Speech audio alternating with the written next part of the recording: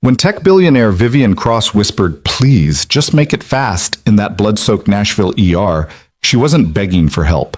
She was asking permission to give up. The world knew her as untouchable, unstoppable, worth $9 billion and climbing.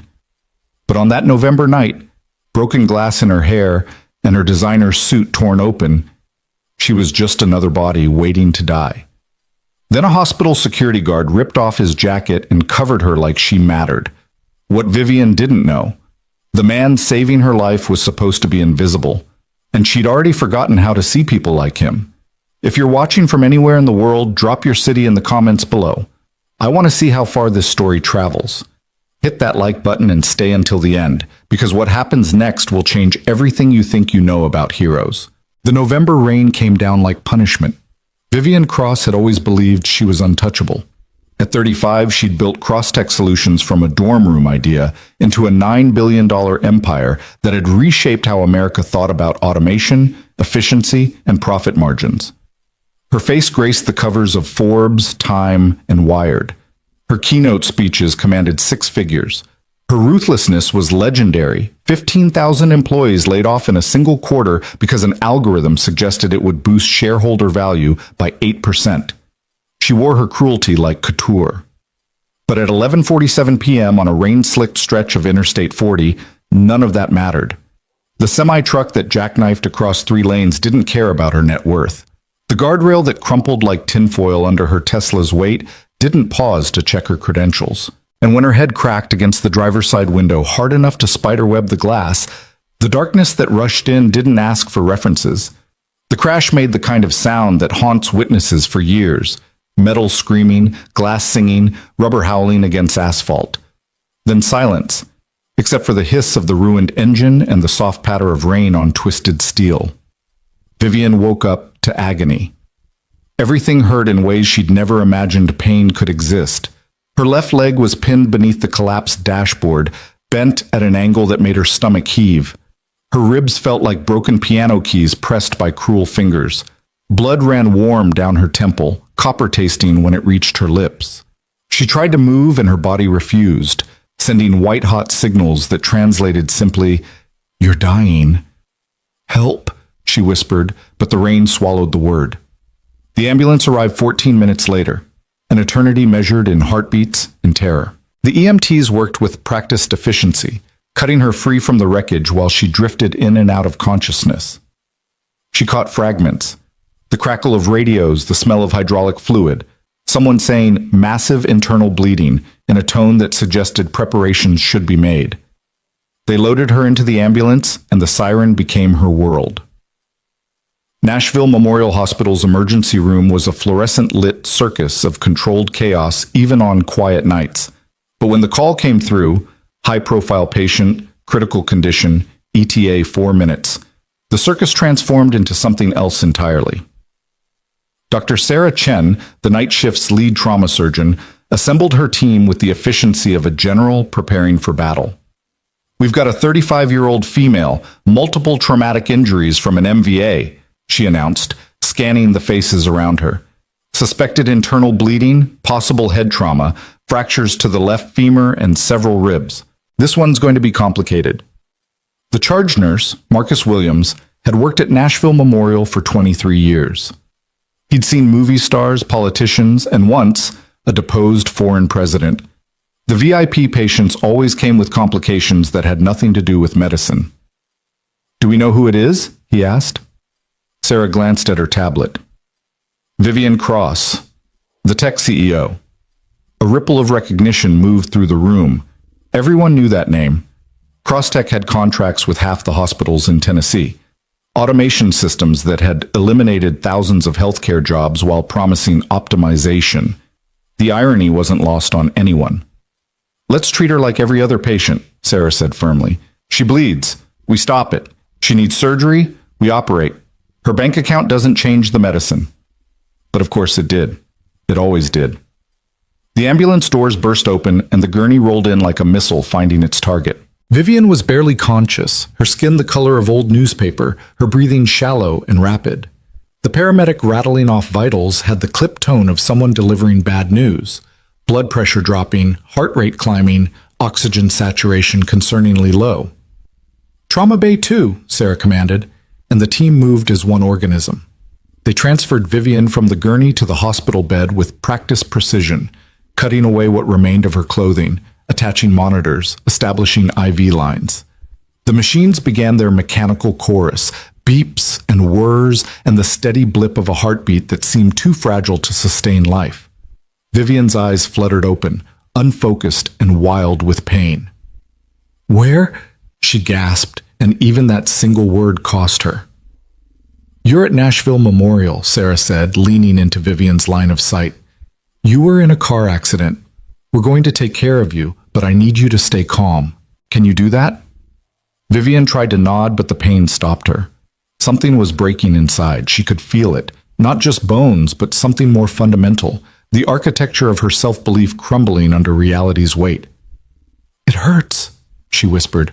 Please just make it fast." Sarah paused, exchanging glances with Marcus. Those weren't the words of someone fighting to survive. Those were the words of someone ready to surrender.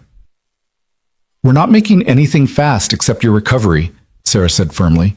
"Stay with me, Vivian. Stay present." But Vivian's eyes were already glazing over, consciousness slipping like water through desperate fingers. The monitor screamed warnings, blood pressure plummeting, heart rhythm becoming erratic, internal bleeding, severe and accelerating. They had minutes, maybe less. "We need to move her to OR now," Sarah announced. "Page surgery, get me—" The trauma bay doors exploded inward. Everyone's head snapped around. Standing in the doorway was a man who had absolutely no business being there. Tall and broad-shouldered, wearing the charcoal gray uniform of hospital security, his badge reading ward in block letters. His face was all hard angles and barely controlled urgency, dark hair disheveled, brown eyes sharp enough to cut. "Sir, you can't be in here," Marcus started, but the security guard was already moving. Ethan Ward didn't waste time explaining. He'd been doing rounds near the ambulance bay when he'd seen them bring her in, had recognized the specific kind of chaos that meant someone was circling the drain. 20 seconds of observation told him everything he needed to know. Too many people talking, not enough people acting, a patient going into hypovolemic shock while the trauma team waited for clearance to move her. He'd seen this movie before. In Kandahar, in Helmand, and a dozen other places where waiting meant dying. "Her BP's dropping because she's bleeding into her abdomen," he said, his voice cutting through the noise with parade ground authority. "Probable splenic rupture, maybe liver laceration. You move her to OR, she crashes in the elevator. You need to stabilize her here first." Sarah's mouth opened to object, to demand why a security guard was issuing medical opinions, but something in his tone, the absolute certainty, the complete absence of doubt, made her pause. "Who the hell are you?" she asked instead. Ethan was already at Vivian's side, his hands moving with purpose. He pulled off his uniform jacket and draped it over her trembling body, not for warmth, but for something older than medicine, the primal human need to be covered when vulnerable, to be protected when exposed. "Someone who's kept people alive in worse situations than this," he said quietly. "You've got 2 units of O-negative running. Make it 4. Push TXA to slow the bleeding. Get ultrasound here for a fast exam. You need to know where the blood's pooling before you cut her open." Sarah's mind raced. The suggestions were sound, textbook even, delivered with the confidence of someone who'd made these decisions before. But security guards didn't have that training. Security guards didn't... "You're a doctor?" she asked. "Combat medic," Ethan replied, his attention never leaving Vivian. 82nd Airborne, 3 deployments. I've got more trauma experience than most of your residents." He bent closer to Vivian, who was barely conscious now, her breathing becoming labored. Her eyes found his face, struggling to focus, and Ethan held her gaze with an intensity that seemed to anchor her to the world. "Hey," he said softly, "I need you to look at me. Right here. That's it." Vivian's lips moved soundlessly. "You're scared," Ethan continued, his voice low and steady. "That's okay. Fear means you're still fighting, but you don't get to quit. Not tonight. You understand?" Something flickered in Vivian's eyes. Anger, maybe, or indignation. How dare this stranger tell her what she could and couldn't do? But beneath that, something else. a tiny spark of will that hadn't quite guttered out. "Hurts," she managed. "I know, we're going to fix it, but I need you to stay with me. Stay present. Can you do that?" Vivian wanted to argue, wanted to explain that she'd spent her entire adult life being in control, and this broken, bleeding, helpless version of herself was unbearable. But the man's eyes held hers with something that felt like a command and a comfort simultaneously. She nodded, barely. Sarah made a decision. "Get me ultrasound and 4 more units of O-neg," she ordered. "And someone get this man a pair of gloves." The next 20 minutes were controlled chaos. Ethan worked alongside Sarah's team with the seamless efficiency of someone who'd done this dance 1,000 times before. The ultrasound confirmed his assessment. Vivian's spleen was torn, blood filling her abdominal cavity with each heartbeat. But with the additional fluids and tranexamic acid, her vitals stabilized enough to risk transport. Throughout it all, Ethan kept one hand on Vivian's shoulder, a steady pressure that said, "I'm here, you're not alone." His voice became her lifeline, talking her through each procedure with calm certainty. "They're going to put in a chest tube now. You'll feel pressure, then relief. Breathe through it. CT scan next. The machine's loud, but it can't hurt you. Close your eyes if you need to. Surgery prep. They'll give you something for the pain. When you wake up, this will be a memory." Vivian clung to that voice like a drowning person clings to driftwood. She didn't know this man's name, couldn't understand why a security guard knew how to read trauma imaging or why his hands felt as competent as any surgeon she'd employed. She only knew that when he said she'd be okay, some part of her actually believed it. They wheeled her toward the operating room at 12:23 a.m., 36 minutes after she'd arrived. Sarah walked alongside the gurney, already mentally preparing for the surgery ahead. Ethan stepped back, his role complete, but Vivian's hand suddenly shot out and grabbed his wrist. "Wait," she gasped. He leaned down. "I'm right here." "Your name," Vivian said, the words slurring as the pre-op sedation took hold. "Tell me your name." "Ethan," he said simply. "Ethan Ward." "Ethan," she repeated as if memorizing it. "Thank you. Thank you for—" But whatever she meant to say dissolved as unconsciousness claimed her. Her hand went slack in his, and the surgical team rushed her through the double doors that read, "Authorized personnel only." Ethan stood there for a long moment, watching the doors swing shut. Then he became aware of the eyes on him, the nurses, the residents, even Dr. Chen, all staring at him with expressions ranging from confusion to curiosity to something that might have been respect. "That was impressive," Sarah said carefully. "Where did you say you worked before hospital security?" But Ethan was already moving toward the exit, his face closing off. "I should get back to my rounds."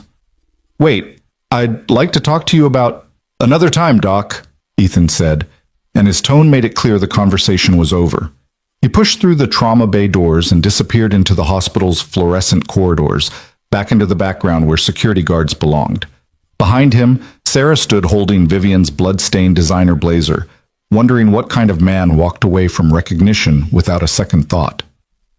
The surgery lasted 4.5 hours. Sarah worked with the focused intensity of someone who'd learned long ago that lives hung on millimeter decisions. Vivian's spleen was beyond saving, torn too severely to repair, so they removed it. The liver laceration was more delicate work, requiring careful suturing and cauterization. They repaired a punctured lung, set the broken femur with a titanium rod, and stabilized 3 fractured ribs. By the time they closed, the sun was threatening the eastern horizon, and Sarah's back ached with the particular exhaustion that comes from holding another person's life in your hands for hours. "She's stable," she announced to the surgical team. "Let's get her to ICU." In the recovery room, Vivian drifted in morphine dreams. She saw the rain, felt the impact, heard the terrible music of metal death. But through it all, a steady voice cut through the chaos. "Stay with me. You're not alone." And when the nightmares got too close, when the darkness pressed in with suffocating weight, she remembered brown eyes that refused to let her quit, and a jacket that smelled like coffee, and something indefinably safe. She woke 3 times that night, confused and hurting, reaching for a hand that wasn't there. While Vivian fought through surgery, Ethan Ward walked through Nashville Memorial's basement corridors, with the heavy tread of someone carrying invisible weight. He'd shed his blood-stained uniform jacket and pulled on a spare from his locker, though he could still smell the copper penny scent of trauma in his nostrils. The cafeteria was nearly empty at 2 a.m., just a few night shift workers grabbing terrible coffee and a janitor mopping the floors with methodical precision. Ethan bought a cup of something that claimed to be Colombian blend but tasted like regret, then headed to his usual table in the corner. Lily was already asleep there. His daughter lay with her head pillowed on her crossed arms, third-grade homework scattered around her like autumn leaves. A half-finished math worksheet, a book report on Charlotte's Web, spelling words written in her careful, looping handwriting. She was 8 years old and already knew how to sleep in hospital cafeterias without complaint. Ethan's chest tightened the way it always did when he saw her like this, too young to understand why her life was harder than it should be, too resilient to complain about it. He knelt beside her chair and gently brushed dark curls away from her face. "Lily Bean," he whispered, "time to go home." She stirred, blinking up at him with sleep-confused eyes. "Is it midnight already?" "Past midnight, sweetheart, way past." Lily sat up slowly, rubbing her eyes. "Did something happen? You smell like the hospital." Of course she noticed. Lily noticed everything, a trait she'd inherited from her mother, along with the dark curls and the stubborn chin, and the capacity for love so fierce it could break your heart just witnessing it. "Just a busy night," Ethan said, gathering her homework into her backpack. "Nothing for you to worry about." "Was someone hurt bad?" He paused, remembering Vivian's gray face, her whispered plea for it to be fast. "Someone was hurt," he admitted, "but they're going to be okay." Lily studied him with those two knowing eyes. "Because of you?" "Because of a lot of people working together," Ethan corrected gently. "Come on. School's in 6 hours and you need real sleep, not cafeteria naps." They walked through the hospital's quiet corridors hand in hand, past rooms where people fought battles against pain and time and mortality. Ethan nodded to the night nurses he knew, the janitors he'd shared coffee with, the other security guards finishing their shifts. This was his world now, the invisible infrastructure that kept places running while important people slept. It was a long way from Kandahar. Their apartment was a 40-minute bus ride from the hospital, a one-bedroom in East Nashville that Ethan had carefully chosen for its proximity to Lily's school and its affordability on a security guard's salary. They'd moved here 6 years ago, after Emily died, after everything fell apart and had to be rebuilt from grief-soaked rubble. The apartment was small but clean, decorated with Lily's artwork and photographs that chronicled the two of them learning how to be a family after catastrophic loss. Ethan carried his sleeping daughter inside, helped her brush her teeth, tucked her into the bedroom while he took his usual spot on the couch. Before she drifted off, Lily called out sleepily, "Dad?" "Yeah, baby? You're a good helper. The people you help are lucky." Ethan's throat tightened. "Get some sleep, Lily Bean. Love you. Love you more." He lay in the darkness of the living room, listening to his daughter's breathing settle into sleep's rhythm, and tried not to remember the last time he'd held someone's life in his hands. Tried not to remember Emily's final gasping breaths in the tangled wreckage of their sedan 6 years ago on a rain-slicked road, not unlike the one where Vivian Cross had crashed tonight. He'd been a combat medic then, home on leave, supposed to be done with trauma and death. He'd saved dozens of soldiers in Afghanistan, kept boys from bleeding out on desert sand, performed miracles with field dressings and prayer. But when it mattered most, when the person dying was the woman he loved, all his training had been useless. Emily died while he screamed for help that arrived too late. Afterward, Ethan had resigned his commission, packed up their life, and disappeared into the kind of anonymous existence where nobody asked questions about his past. He took the security job because it was quiet, predictable, safe, because it kept him close to Lily and far from situations where life or death decisions landed in his hands. For 6 years, it had worked. Tonight, in that trauma bay, muscle memory had overridden intention. He'd seen someone dying and moved without thinking, fallen back into old patterns before his new self could object. Now he lay in the dark and wondered if he'd made a mistake, if revealing even a glimpse of his past would shatter the carefully constructed invisibility he'd built.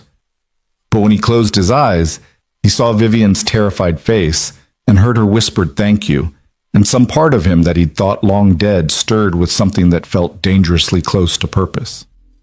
Vivian woke to machine sounds and chemical smells and pain that had been dulled but not defeated.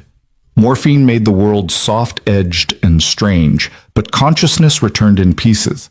Hospital room, ICU probably, her body heavy and wrong beneath crisp sheets. A nurse appeared, kind-faced and efficient. "Welcome back, Ms. Cross. I'm Jennifer. You're in ICU at Nashville Memorial. Do you remember what happened?" Vivian's mind groped through fog. "Crash," she managed, her voice rough as gravel. "The truck. That's right. You've had surgery. Everything went well. You're stable now." Stable. The word should have been comforting, but somehow wasn't. Vivian tried to catalog her injuries through the morphine haze: missing spleen, repaired liver, titanium in her leg, ribs that screamed when she breathed. The inventory of damage felt like reading someone else's medical chart. "How long?" she asked. "Surgery was 5 hours ago. It's almost 7 a.m. Morning. The accident had been at night. Vivian had lost hours to unconsciousness and operating theaters. Her life depended on strangers with scalpels. The thought made her stomach clench. "My phone. I need to call." "Your assistant's been notified," Jennifer said gently. "She's on her way. For now, you need to rest. Your body's been through significant trauma." But Vivian's fractured thoughts had snagged on something else. A memory that felt more solid than the morphine dreams. Brown eyes, a steady voice, a jacket that smelled like safety. "There was someone," she said slowly. "In the ER. A security guard. I think. She struggled to articulate what Ethan had done, how his presence had felt like the only fixed point in a universe of pain and terror. "He helped me. Before surgery." Jennifer's expression shifted. Surprised, maybe impressed. "Ethan? Ethan Ward?" "Yes, that was his name." "He's good people," Jennifer said warmly. "Everyone here loves Ethan. He's been with us about 6 years, always goes above and beyond. Though I didn't know he had medical training." Combat medic, Vivian remembered. 82nd Airborne. The fragments of information felt important, like clues to a puzzle she couldn't quite solve through the morphine fog. "I want to thank him," she said. "I'm sure he'll be glad to know you're okay," Jennifer replied, adjusting IV lines with practiced hands. "But right now you need to focus on healing. Doctor's orders." Before Vivian could protest, the door opened and her executive assistant, Miranda Chen, burst in with the force of a perfectly organized hurricane. Miranda was 32, ruthlessly efficient, and had been with Crosstech for 7 years, long enough to anticipate Vivian's needs before Vivian articulated them. "Oh, thank God," Miranda breathed, her professional composure cracking. "Vivian, when I got the call—" She stopped, visibly collecting herself. "How are you feeling?" "Like I was in a car accident," Vivian said dryly, though even dark humor cost her. "What's the damage? And I don't mean to my spleen." Miranda pulled out her tablet, her armor of competence sliding back into place. "The accident made morning news. I've issued a statement saying you're stable and recovering, asking for privacy. Stock took a minor dip, but nothing catastrophic.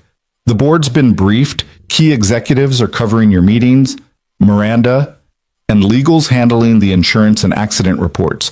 The truck driver's okay, by the way. He's devastated, but okay." "Miranda," Vivian repeated, her voice carrying the edge that had cowed boardrooms.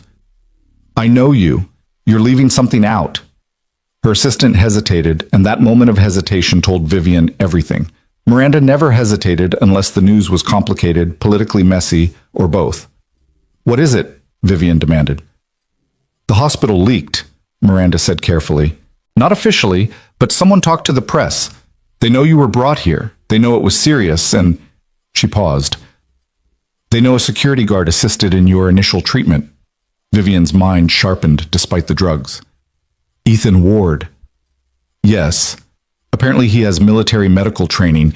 It's actually a good human interest angle. Local hero saves tech CEO, that kind of thing. I was thinking we could—" "No." Miranda blinked.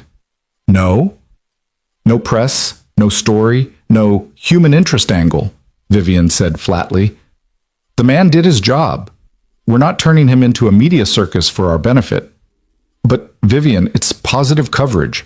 It shows Crosstech employees and affiliates going above and beyond. It humanizes you after the... She caught herself, but too late. After the layoffs, Vivian finished coldly, you want to use a security guard who saved my life as PR damage control for mass firings. That's your plan? Miranda's expression tightened.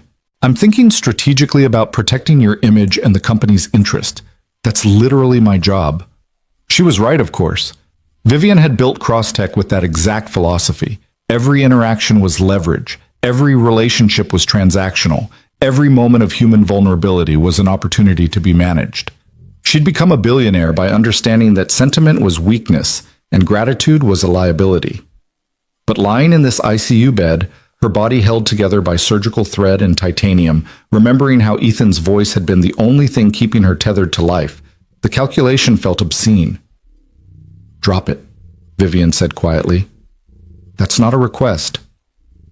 Miranda studied her for a long moment, then nodded. Okay, anything else you need? Information on Ethan Ward, personnel file, work history. I want to know who he is. Vivian? I'm not planning a press conference, Miranda. She struggled to explain something she didn't fully understand herself. I owe him. I need to know how to repay that. Her assistant's face softened slightly. I'll see what I can find. But right now, you need to rest. Dr. Chen was very clear that you're not out of the woods yet. After Miranda left, Vivian lay in the sterile ICU room and tried to reconcile the woman she'd been 12 hours ago with, whoever she was becoming in this moment. Yesterday, she wouldn't have thought twice about using someone's heroism for corporate advantage.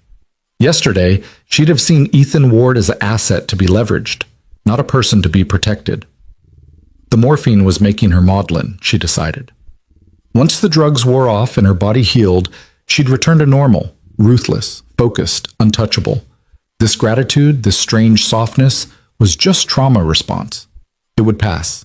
But when she closed her eyes, she kept seeing brown eyes that refused to let her surrender, and hearing a voice that had promised she'd survive and then made sure the promise came true.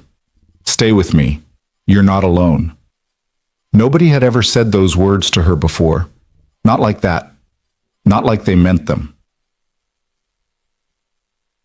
Ciao. 3 days later, Vivian was moved from ICU to a private recovery suite on the hospital's top floor. The rooms here were designed for VIP patients, more hotel than hospital, with leather furniture, flat-screen televisions, and windows that overlooked Nashville's skyline. Crosstech had actually donated the funding to renovate this wing, back when Vivian was expanding into healthcare automation contracts. The irony wasn't lost on her. Miranda had transformed the room into a mobile command center, complete with laptops, tablets, and a secure video conferencing setup so Vivian could manage the company from her hospital bed.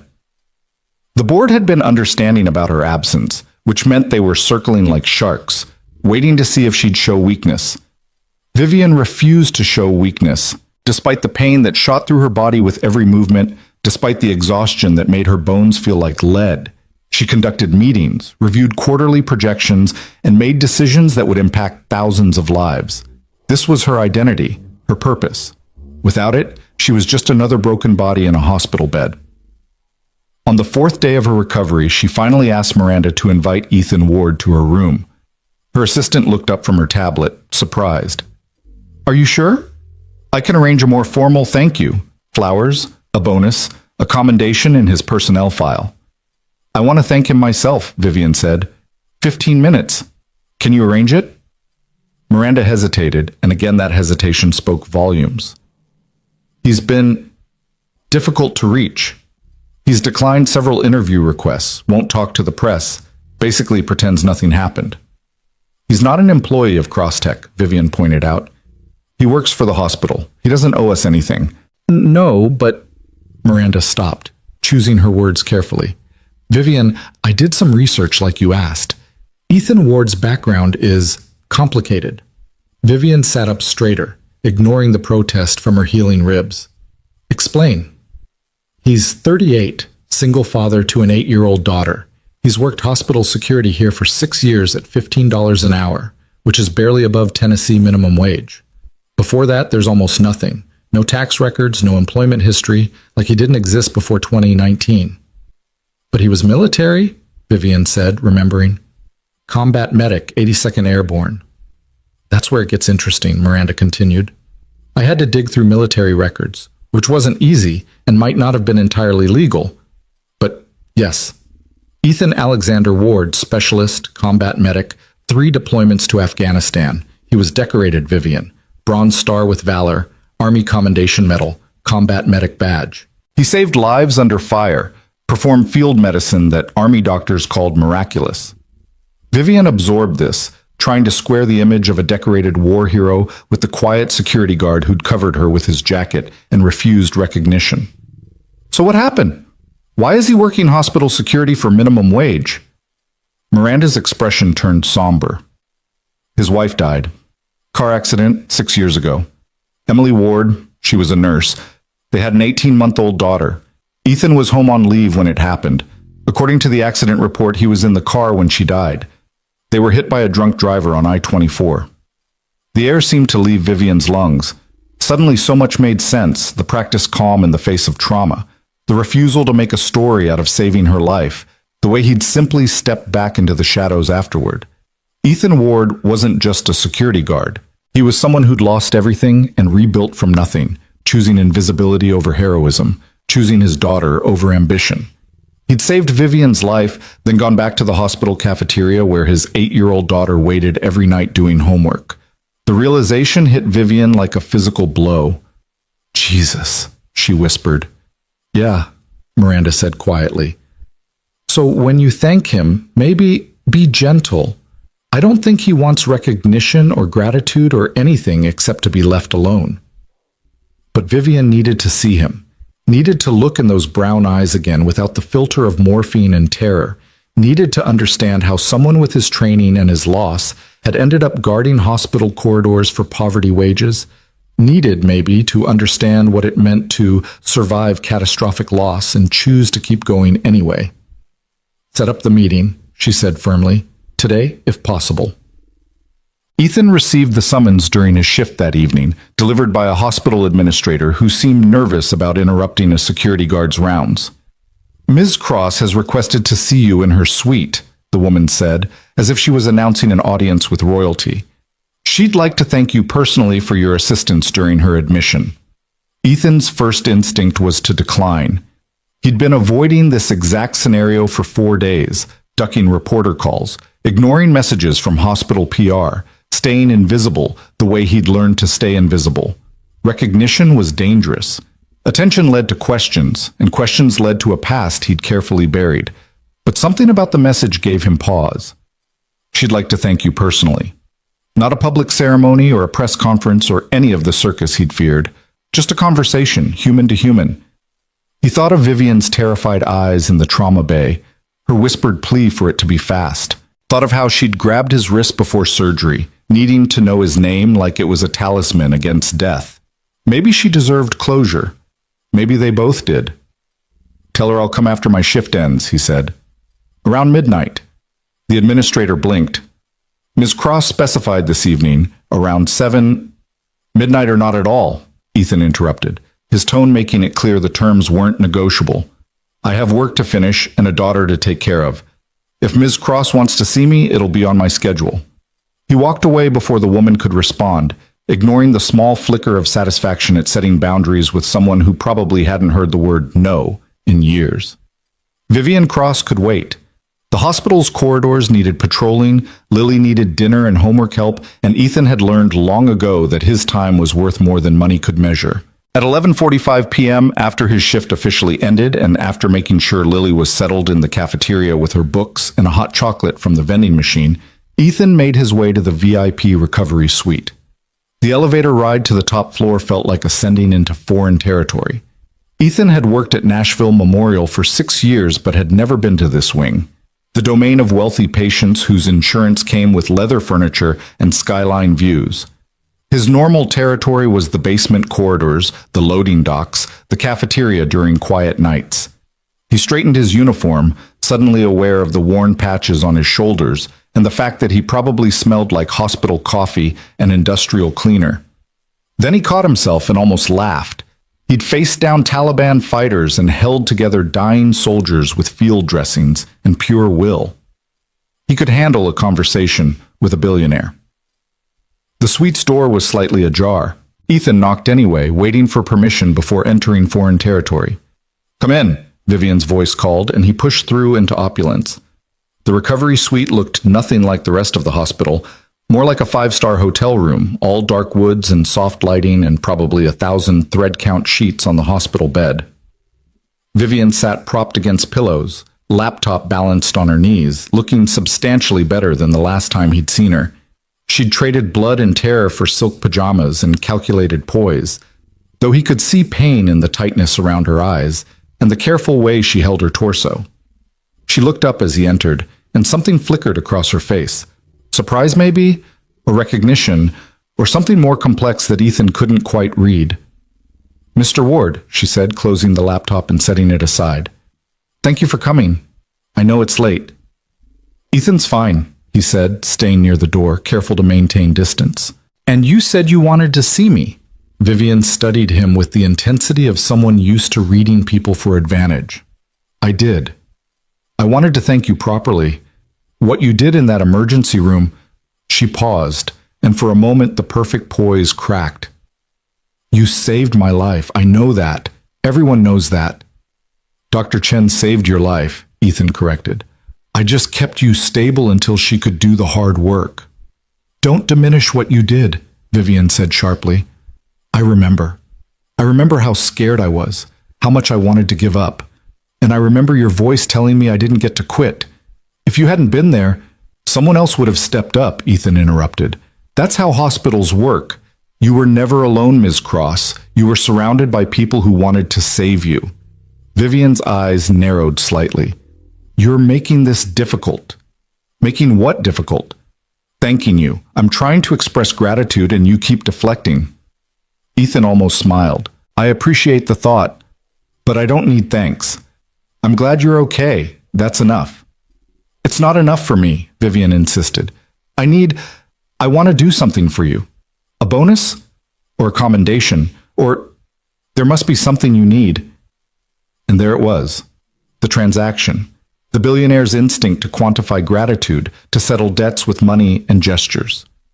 Ethan had expected this, but it still hit wrong, like she was trying to close a business deal instead of accepting a simple human kindness.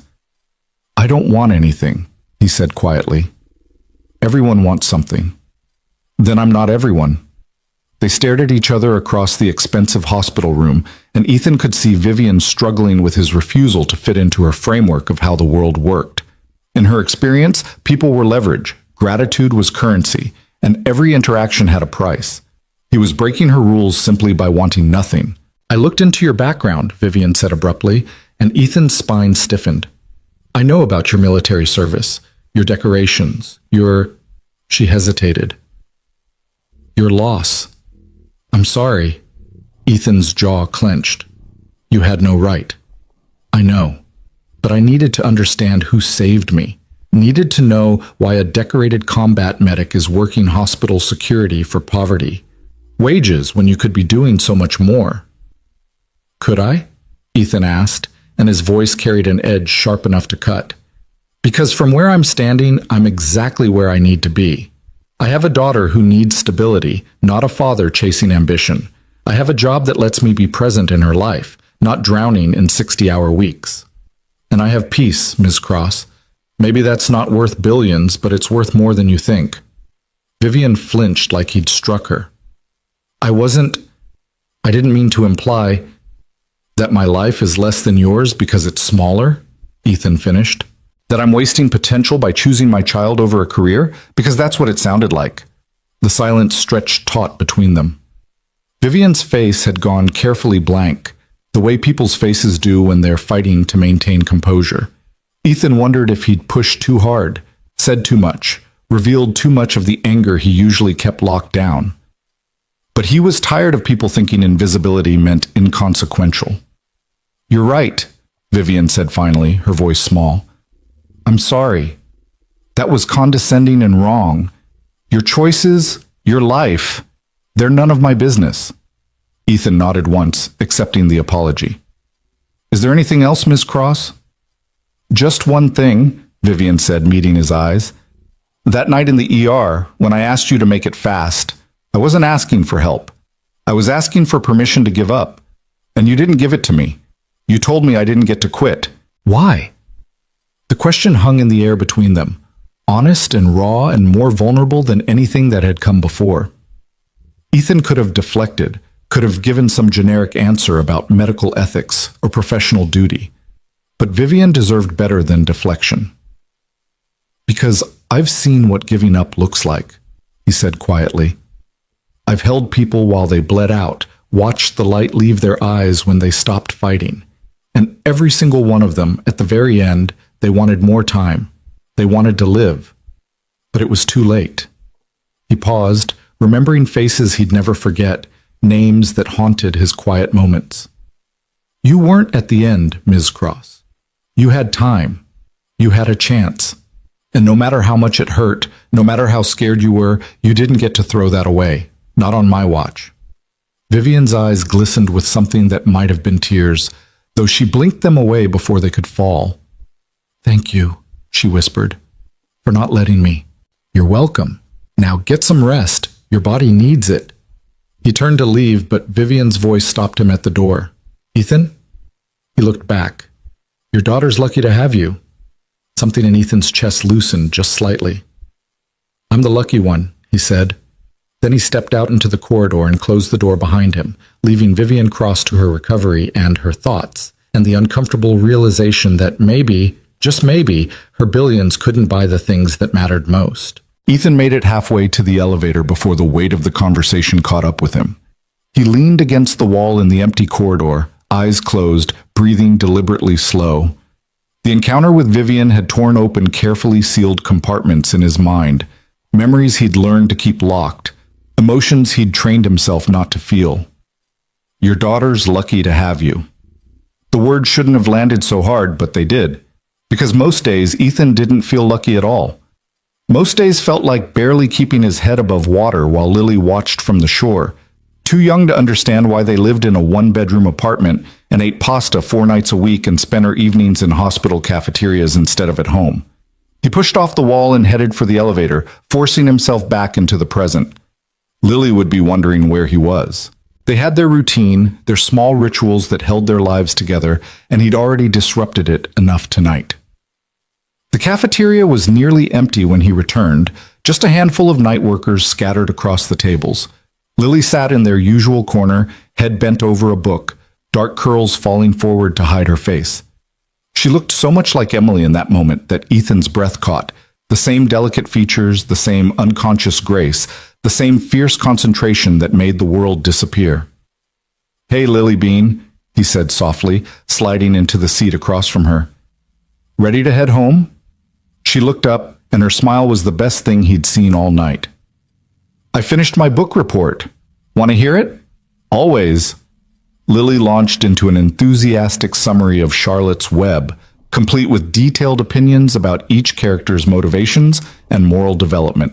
At 8 years old, she had the vocabulary of someone twice her age and the empathy of someone who'd learned too young that life was fragile and people left without warning.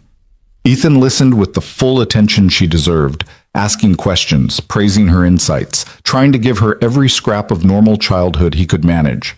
This was why he worked nights at $15 an hour instead of chasing better opportunities. This right here, his daughter's animated face, her excited voice, her absolute certainty that her father cared about fictional spiders and their pig friends. Everything else was just noise. They caught the last bus home, Lily curled against his side, nearly asleep by the time they reached their stop. Ethan carried her the final 3 blocks, her slight weight familiar and precious against his chest.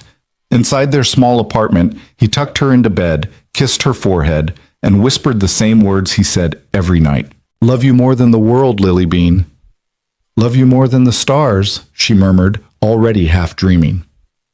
Ethan retreated to the living room, to his permanent home on the couch, and tried not to think about Vivian Cross lying in her luxury suite, asking questions he had no good answers for. Tried not to wonder why a billionaire's opinion mattered to him at all. But sleep came slowly, and when it finally did, his dreams were full of rain and twisted metal and voices begging him not to let them go. The next 3 weeks passed in the familiar rhythm of Ethan's life. He worked his shifts, walked his rounds, kept the hospital's shadows safe and orderly. Lily went to school, did her homework in the cafeteria, filled their apartment with stories and laughter, and the kind of fierce love that made poverty almost bearable. They were surviving, which was more than some people managed. Ethan heard updates about Vivian through the hospital grapevine. She was recovering well, already working from her hospital bed, apparently running her empire with the same ruthless efficiency that had built it. The news didn't surprise him. People like Vivian Cross didn't slow down just because their bodies demanded it. They pushed through pain the same way they pushed through boardrooms, with absolute refusal to show weakness. He wondered if she'd learned anything from nearly dying. Probably not. People rarely change just because they'd glimpse mortality. They went back to their normal lives and convinced themselves it had been an aberration, a fluke, something that wouldn't happen again. Ethan knew better. He knew that death was always closer than anyone wanted to believe, that catastrophe didn't care about your plans or your power, that everything you built could vanish in the time it took metal to crumple and glass to shatter. He learned that lesson the hardest way possible. On a Wednesday evening during his regular rounds, Ethan found himself walking past the hospital's main auditorium. Music and laughter spilled through the doors, some kind of event happening inside. He almost kept walking, but curiosity made him pause and glance at the sign posted outside. Nashville Memorial Annual Charity Gala. Black tie event. Benefiting pediatric care. Expansion. Ethan remembered the gala vaguely from previous years. It was the hospital's biggest fundraiser, a chance for wealthy donors to feel good about themselves while writing tax-deductible checks. The security team usually pulled extra shifts to manage the parking and keep an eye on the expensive gifts displayed for silent auction. He wasn't scheduled to work the event. His shift ended before it started, but habit made him check the doors anyway, ensuring they were properly secured from the outside corridors. Professional thoroughness, Emily used to call it. Obsessive attention to detail, she'd say with fond exasperation, kissing him before he left for another deployment. Ethan shook off the memory and continued his rounds. The past needed to stay in the past, especially on nights when his defenses felt thin. Inside the auditorium, beneath crystal chandeliers that had cost more than most people's yearly salary, Vivian Cross stood in a midnight blue gown that had been custom-altered to accommodate her healing injuries. She looked elegant and powerful, every inch the billionaire CEO, though her ribs still ached with every breath and her leg throbbed despite the pain medication. Miranda had argued against her attending the gala so soon after surgery, but Vivian had insisted. She needed to be seen, needed to project strength and control, needed to remind the world that she was still Vivian Cross, still untouchable, still at the top of the mountain she'd climbed through sheer ruthless will. Also, Crosstech was the gala's platinum sponsor, and her absence would have raised questions she didn't want to answer. So she stood in heels that hurt her healing leg, smiled at donors who wanted proximity to power, and made small talk about market trends and technological disruption while mentally calculating how soon she could escape. The cane she'd reluctantly brought leaned against the wall nearby, a concession to physical reality she resented with every fiber of her being. "Vivian, darling, you look absolutely radiant," gushed Margaret Whitmore, a philanthropist whose family money came from textiles, and whose charity work was more about social positioning than actual compassion. "We were all so worried when we heard about your accident, but here you are, stunning as always." "Thank you, Margaret," Vivian replied with practiced warmth. "The medical team here did exceptional work. Nashville Memorial is truly world-class." "Oh, absolutely. And I heard the most fascinating story about a security guard who helped save you." "Is that true?" Vivian's smile didn't waver, but something inside her tensed. The entire emergency room team was excellent. Everyone played their part. But there was someone special, wasn't there? Someone with military training who just happened to be there when you needed him. Margaret leaned in conspiratorially. "It's like something from a movie. I do hope you've thanked him properly." "I have." Vivian said coolly, and I'm sure he appreciates his privacy being respected.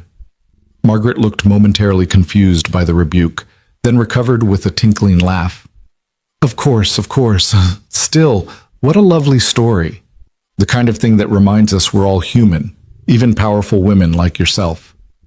After Margaret drifted away to corner her next social target, Vivian found herself thinking about Ethan despite her best efforts not to. 3 weeks had passed since their conversation in her recovery suite. 3 weeks during which she'd returned to work with obsessive focus, determined to prove the accident hadn't weakened her. But late at night, when the pain medication wore thin and sleep stayed elusive, she remembered brown eyes that had refused to let her surrender. Remembered a voice that had promised she'd survive and then made sure the promise came true. Remembered a man who'd walked away from recognition without a second thought because he had something more important waiting for him in a hospital cafeteria. Your daughter's lucky to have you, she'd told him. But the truth was more complicated.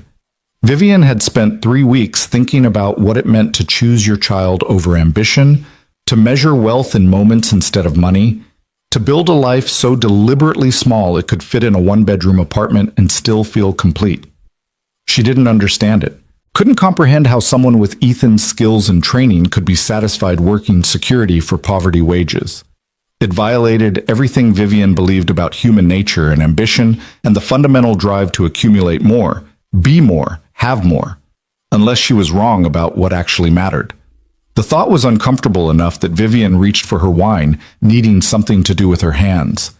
The gala swirled around her, music and laughter, and the particular energy of wealthy people congratulating themselves for their generosity. She used to love these events, the networking opportunities, the chance to be seen and admired and envied. Now it all felt hollow, like watching a play she no longer believed in. Miss Cross, are you all right? Miranda appeared at her elbow, ever vigilant. You look pale. Should you be standing so long? I'm fine, Vivian lied, just tired. We can leave whenever you want. You've made the required appearance, done the photo ops. No one would blame you for... A commotion near the far side of the auditorium cut Miranda off mid-sentence. Raised voices, sudden movement, the particular quality of chaos that meant something had gone wrong. Vivian's gaze snapped toward the disturbance, her body tensing despite the pain it caused. A man had collapsed near the silent auction tables. He was perhaps 60, overweight, his face the color of old newspaper. His wife knelt beside him, screaming his name, while other guests stood frozen in that peculiar paralysis that overtakes people during medical emergencies, wanting to help but not knowing how, afraid to make things worse.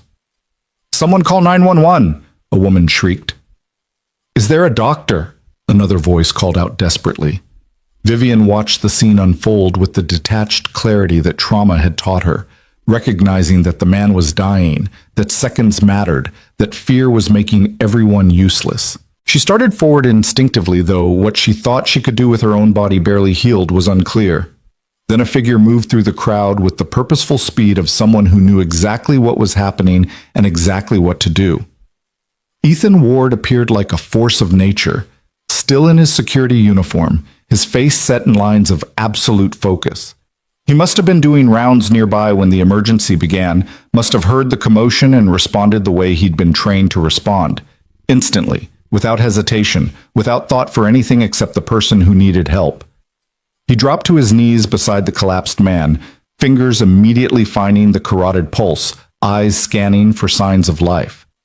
The assessment took seconds, no pulse, no breathing, pupils fixed and dilated. Cardiac arrest, recent enough that intervention might still matter.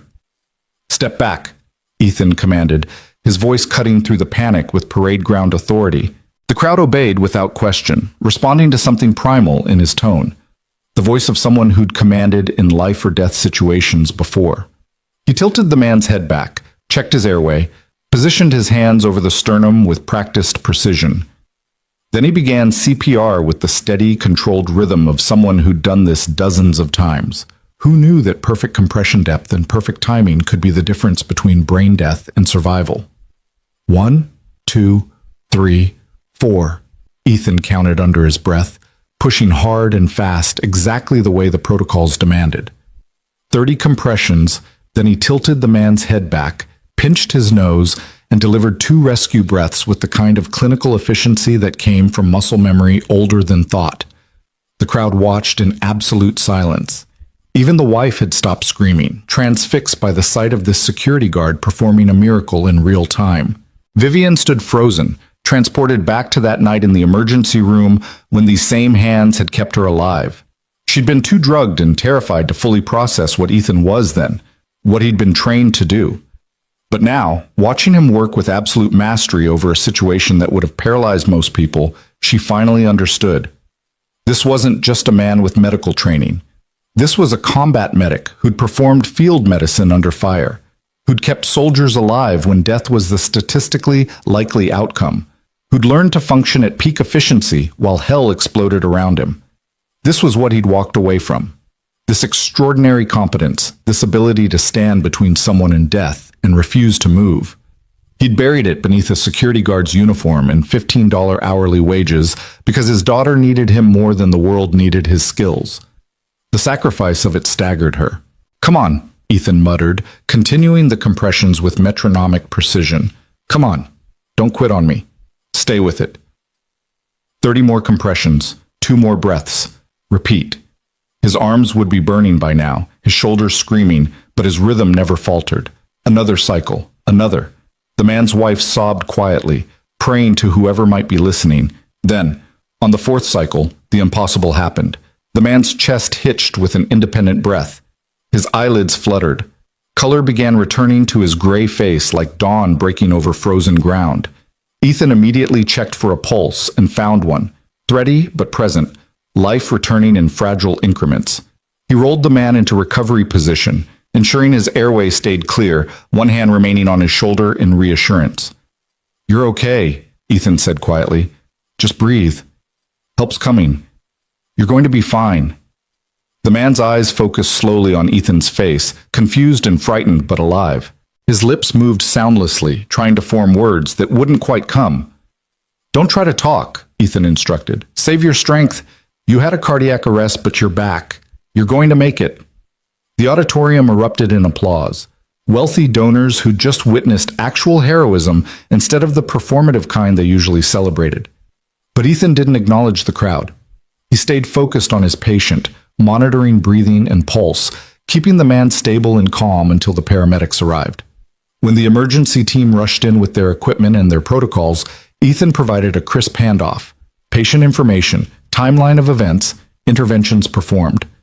The lead paramedic looked at Ethan with professional recognition, the way one practitioner acknowledges another. "Outstanding work," the paramedic said. "You saved his life." Ethan just nodded, already stepping back, already fading into the background the way he always did. But this time, the crowd wouldn't let him disappear. People pressed forward, wanting to shake his hand, to thank him, to touch proximity to heroism like it might rub off. "That was incredible," someone gushed. "Are you a doctor?" another person asked. "Who are you?" a third voice demanded. Ethan's face had gone carefully blank, his body language screaming discomfort. This was his nightmare. Attention, questions, visibility. He'd performed CPR because someone needed help, not because he wanted recognition. Now he was trapped by his own competence, pinned under the weight of other people's gratitude. His eyes found Vivian across the crowd, and something passed between them. A moment of recognition, of shared understanding about what it meant to be seen when you'd rather stay invisible. Then he looked away, searching for an exit, preparing to bolt. But before he could move, hospital administration descended. The CEO himself, Dr. Richard Blackwell, materialized with the uncanny timing of someone who'd smelled a PR opportunity. He was 62, silver-haired, with the smooth polish of someone who'd spent more time in boardrooms than operating rooms. "Mr. Ward," Blackwell said warmly, placing a proprietary hand on Ethan's shoulder. "What you just did was extraordinary. Absolutely extraordinary. You're a credit to Nashville Memorial." "I was just doing what needed to be done," Ethan replied, his tone flat. "Anyone with training would have—" "But you're not just anyone, are you?" Blackwell interrupted, his smile widening. "Military background, combat medicine. You're exactly the kind of person we want representing our institution." Vivian watched the exchange with growing unease. She recognized Blackwell's tone, his body language, his agenda. He was packaging Ethan into a narrative, transforming a quiet man who'd helped someone into a symbol that could be leveraged for institutional benefit. She'd been about to do the same thing 3 weeks ago. Miranda had suggested it.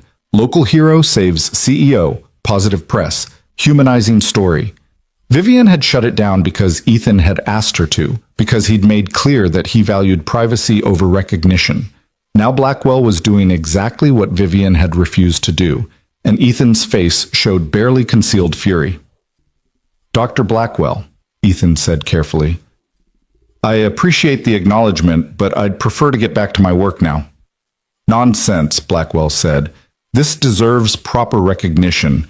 In fact, I'd like to discuss your role at the hospital. Someone with your skills shouldn't be working security. We should talk about opportunities in emergency medicine, perhaps a position with our trauma team." "I'm not interested," Ethan cut him off. "Thank you, but no." Blackwell blinked, clearly not accustomed to being declined. "Mr. Ward, I don't think you understand the opportunity I'm offering." "I understand perfectly," Ethan said, his voice taking on an edge that made people nearby take an instinctive step back. "You want to leverage what just happened for good publicity. Turn me into a feel-good story that makes donors open their wallets.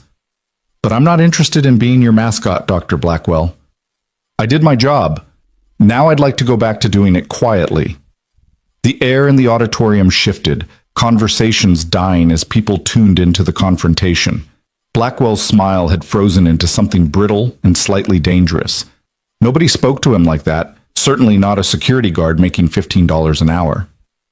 "I think you're misunderstanding my intentions," Blackwell said coldly. "I'm trying to help you." "Then help me by respecting my choice to decline," Ethan replied. "I don't want recognition, I don't want opportunities, I don't want anything except to finish my shift and go home to my daughter. Can you help me with that?" Vivian found herself moving before conscious thought caught up with intention. She crossed the auditorium floor with her cane tapping against polished wood, her heels clicking out a rhythm that made people instinctively part before her. Power had its own gravity, and even injured, even barely recovered, Vivian Cross commanded space. "Dr. Blackwell," she said smoothly, inserting herself into the confrontation with practiced ease, "I don't believe we've had a chance to speak this evening. Thank you for hosting such a lovely event." Blackwell's attention snapped to her, his expression transforming instantly from annoyance to obsequious warmth. "Ms. Cross, what a pleasure. I hope you're enjoying yourself despite," he gestured vaguely at her injuries, "everything you've been through." "I'm recovering well, thank you, and I couldn't help but notice the extraordinary response to the medical emergency. Mr. Ward here is quite remarkable."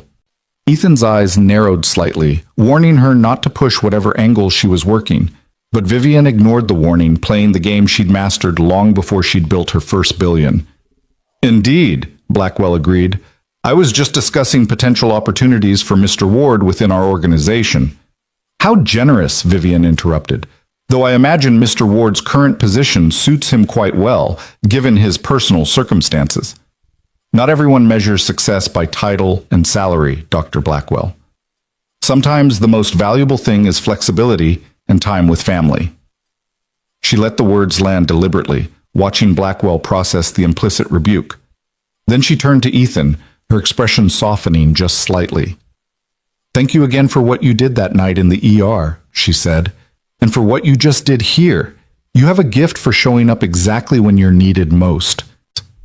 Ethan held her gaze for a long moment, and Vivian could see him trying to figure out her angle, trying to understand if she was helping or manipulating or some combination of both. Finally, he nodded once, a gesture that might have been acknowledgement or might have been dismissal. "Just doing my job, Miss Cross," he said. Then to Blackwell, "If you'll excuse me, I have rounds to finish." He walked away before anyone could stop him, disappearing into the corridor beyond the auditorium with the same quiet competence that marked everything he did.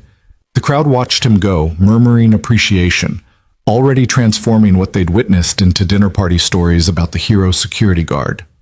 Blackwell turned to Vivian with barely concealed frustration. "I was trying to offer him a promotion, better pay, better position. I don't understand why he'd refuse." Maybe because he doesn't need what you're offering, Vivian said quietly. Maybe he's already figured out what actually matters, and it's not the things we typically value. She excused herself before Blackwell could respond, suddenly exhausted by the evening's performance. Miranda appeared instantly at her side, helping her navigate toward the exit, but Vivian's mind was elsewhere, following a security guard through the hospital corridors, trying to understand the kind of person who'd turned down opportunity twice in as many minutes. The kind of person who'd learned the hard way that some things couldn't be bought or earned or achieved. They could only be chosen, again and again, in small daily decisions that nobody else would ever see or celebrate. Later that night, after the gala guests had departed and the auditorium had been restored to sterile hospital function, Ethan sat in the cafeteria with Lily and tried to process what had happened. She'd heard about the emergency secondhand from a nurse who'd been at the event, and now her eyes shone with pride that made Ethan's chest ache.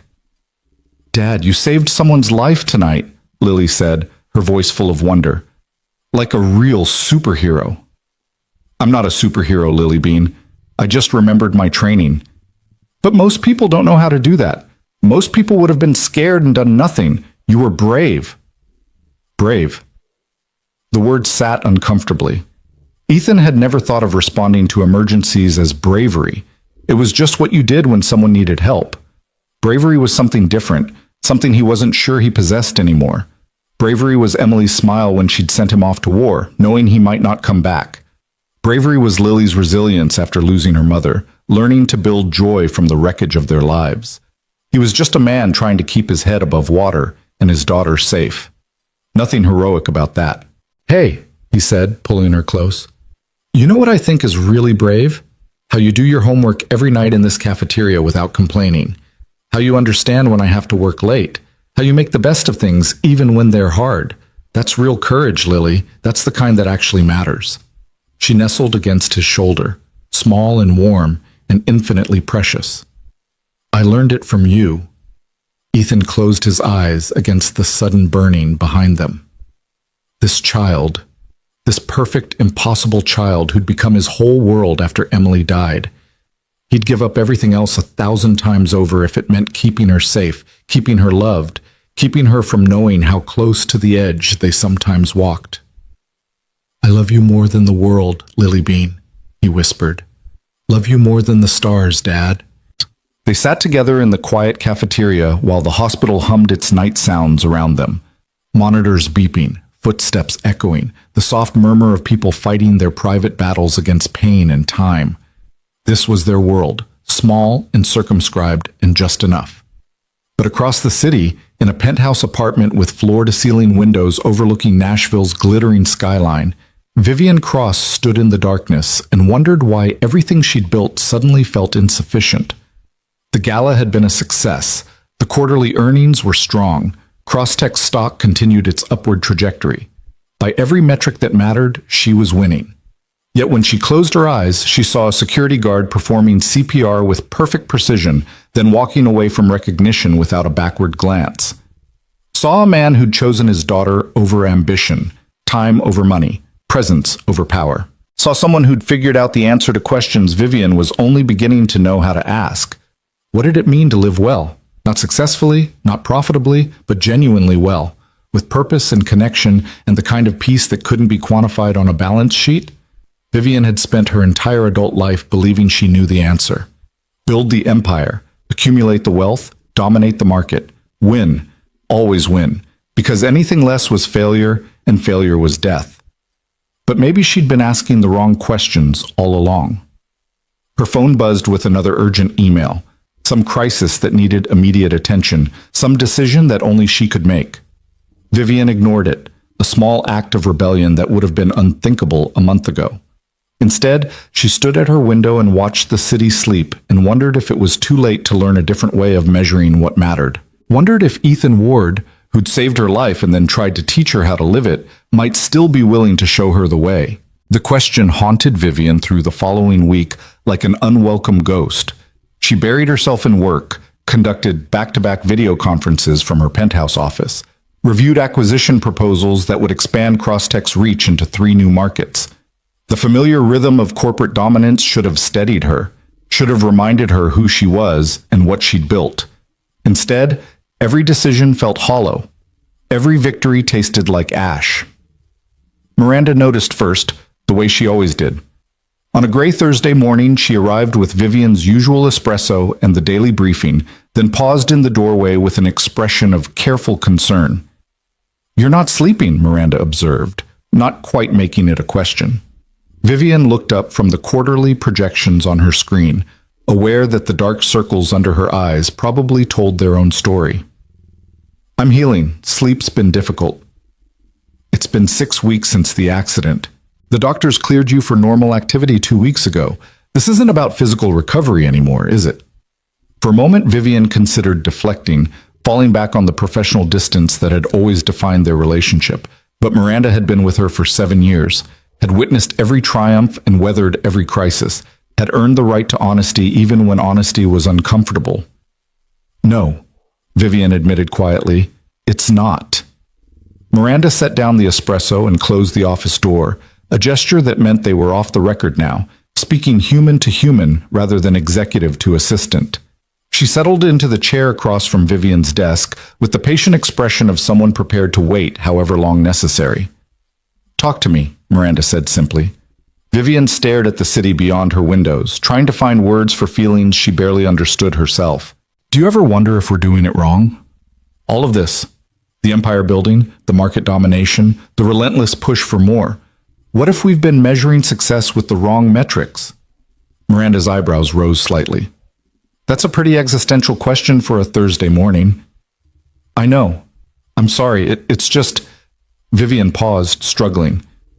That night at the gala, watching Ethan Ward save that man's life and then walk away from everything Dr. Blackwell offered him, he didn't want recognition or opportunity or advancement. He just wanted to finish his shift and go home to his daughter. "And that bothers you because..." "Because I can't understand it," Vivian said, frustration bleeding into her voice. "I've spent my entire life believing that people like him, people with extraordinary skills working jobs beneath their capabilities, are wasting their potential. That they should want more, strive for more, become more. But he's chosen something different, and he seems genuinely content with that choice. It violates everything I thought I knew about human nature and ambition." Miranda was quiet for a long moment, considering.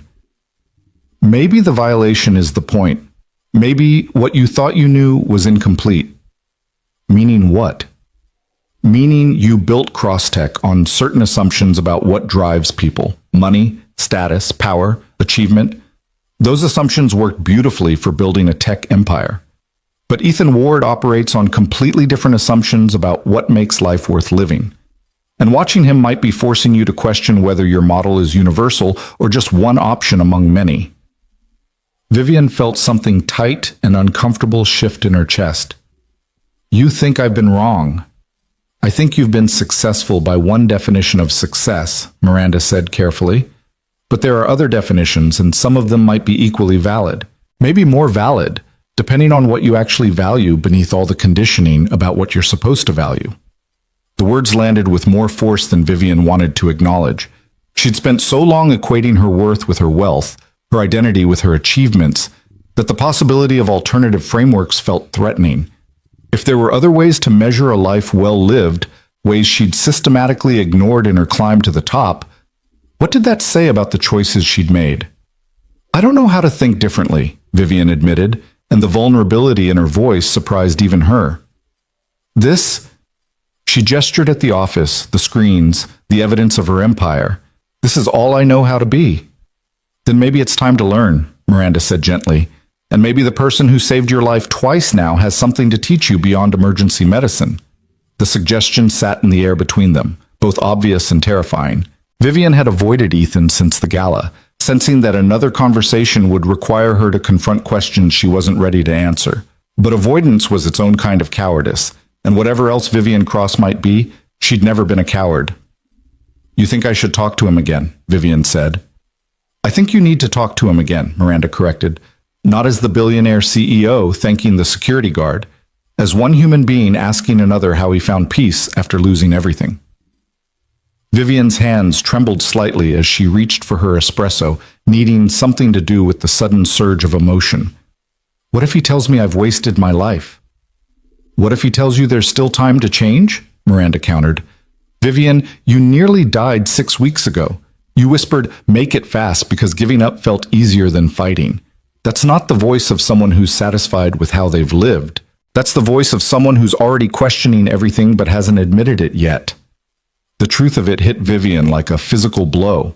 She'd been so focused on recovery, on returning to normal, on proving the accident hadn't changed her, that she'd refused to examine what she'd actually felt in that moment when death seemed inevitable. The relief. The terrible, shameful relief of imagining it could all just stop. The relentless drive, the constant performance, the exhausting maintenance of an empire that demanded everything and gave back so little of what actually mattered. I don't know how to do this, Vivian whispered. I don't know how to be anything other than what I've built. Miranda's expression softened. Then maybe start by asking someone who figured out how to rebuild from nothing, someone who lost everything and chose what to keep when he put the pieces back together. She was right, of course. Miranda was almost always right about the things that mattered beyond quarterly earnings and market share. Vivian pulled out her phone, opened a new message, and stared at the blank screen for a long moment before typing. Mr. Ward, I'd like to speak with you again, not as CEO to employee, just as one person to another. Would you be willing to meet for coffee? She hit send before she could overthink it, then immediately wanted to take it back. But the message was already delivered, already out in the world, already requiring a response that Ethan could refuse or accept or ignore entirely. The reply came faster than expected, just 3 words that somehow carried the weight of everything unsaid between them. Tomorrow, 2 p.m., hospital cafeteria. Vivian showed up 15 minutes early, a nervous habit from her corporate life that felt absurdly out of place in the hospital's basement cafeteria. The space was nearly empty in the mid-afternoon lull, just a few scattered workers grabbing late lunches and a janitor methodically mopping the floors. Vivian bought terrible coffee from a vending machine and claimed a corner table, feeling more anxious than she had before major investor presentations or hostile board meetings. This was different. This mattered in ways that had nothing to do with profit margins or shareholder value. This was about something more fundamental, the architecture of a life, the question of what made survival worth the effort. Ethan arrived exactly at 2, still in his security uniform, walking with the economical grace of someone who'd learned to move through the world without wasting energy. He bought his own coffee, black and bitter, then slid into the seat across from Vivian with an expression that managed to be both guarded and curious. Ms. Cross, he said by way of greeting. Vivian, please. I think we're past formalities. He nodded once, accepting this. All right, Vivian, what can I do for you? Straight to the point, no small talk, no social niceties.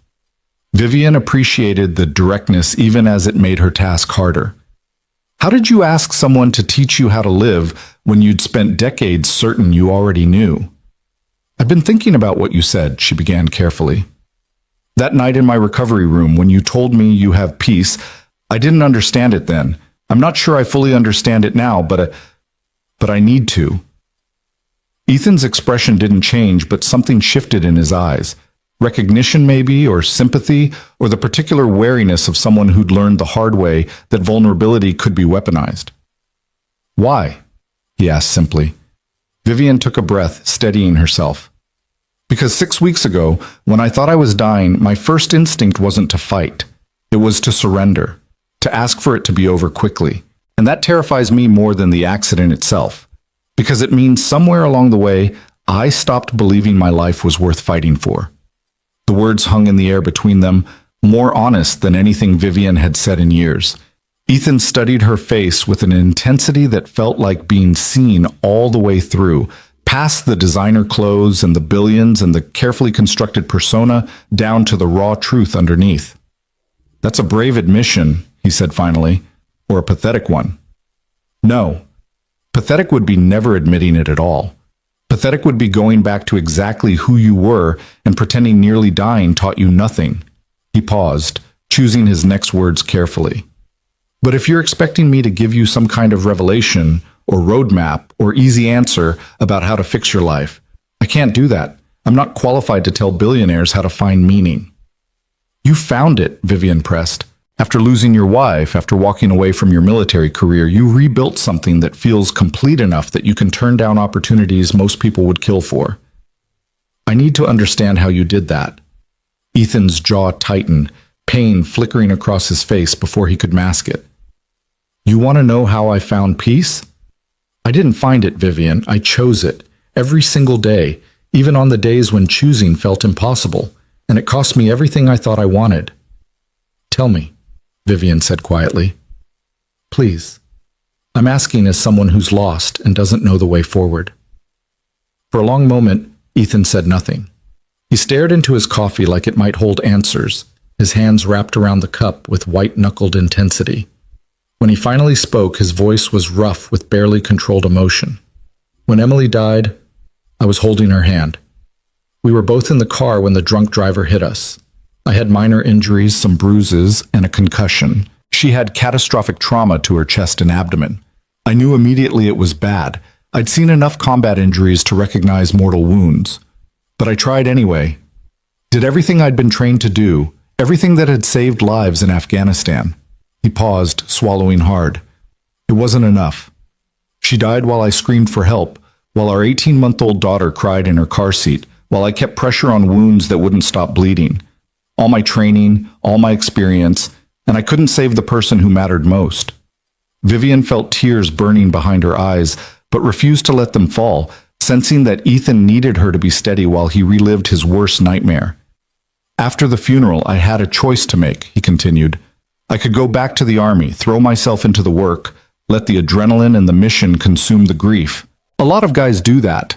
They can't face normal life after losing someone, so they chase deployment after deployment until either they find peace or they don't come home. Or I could resign my commission and focus on the one thing Emily and I had built together, our daughter. You chose Lily, Vivian said softly. I chose Lily, Ethan confirmed.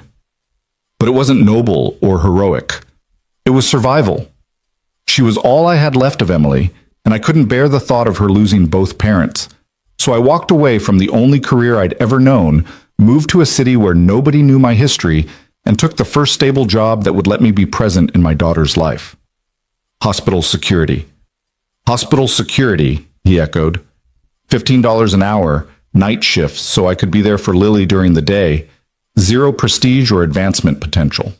By every metric society uses to measure success, I failed spectacularly. I went from decorated combat medic to invisible night shift worker, from someone who mattered to someone people don't even see. He looked up then, meeting Vivian's eyes directly. But here's what I learned. I didn't lose my worth when I lost my status. My value as a human being wasn't tied to my rank or my achievements or how impressive my resume looked. It was tied to how I showed up for the people who needed me. And the person who needed me most was an 18-month-old girl who just lost her mother. Vivian felt something crack open inside her chest, painful and necessary. How did you let go of ambition? How did you stop measuring yourself against what you could have been? I didn't let go of ambition, Ethan said. I redefined it.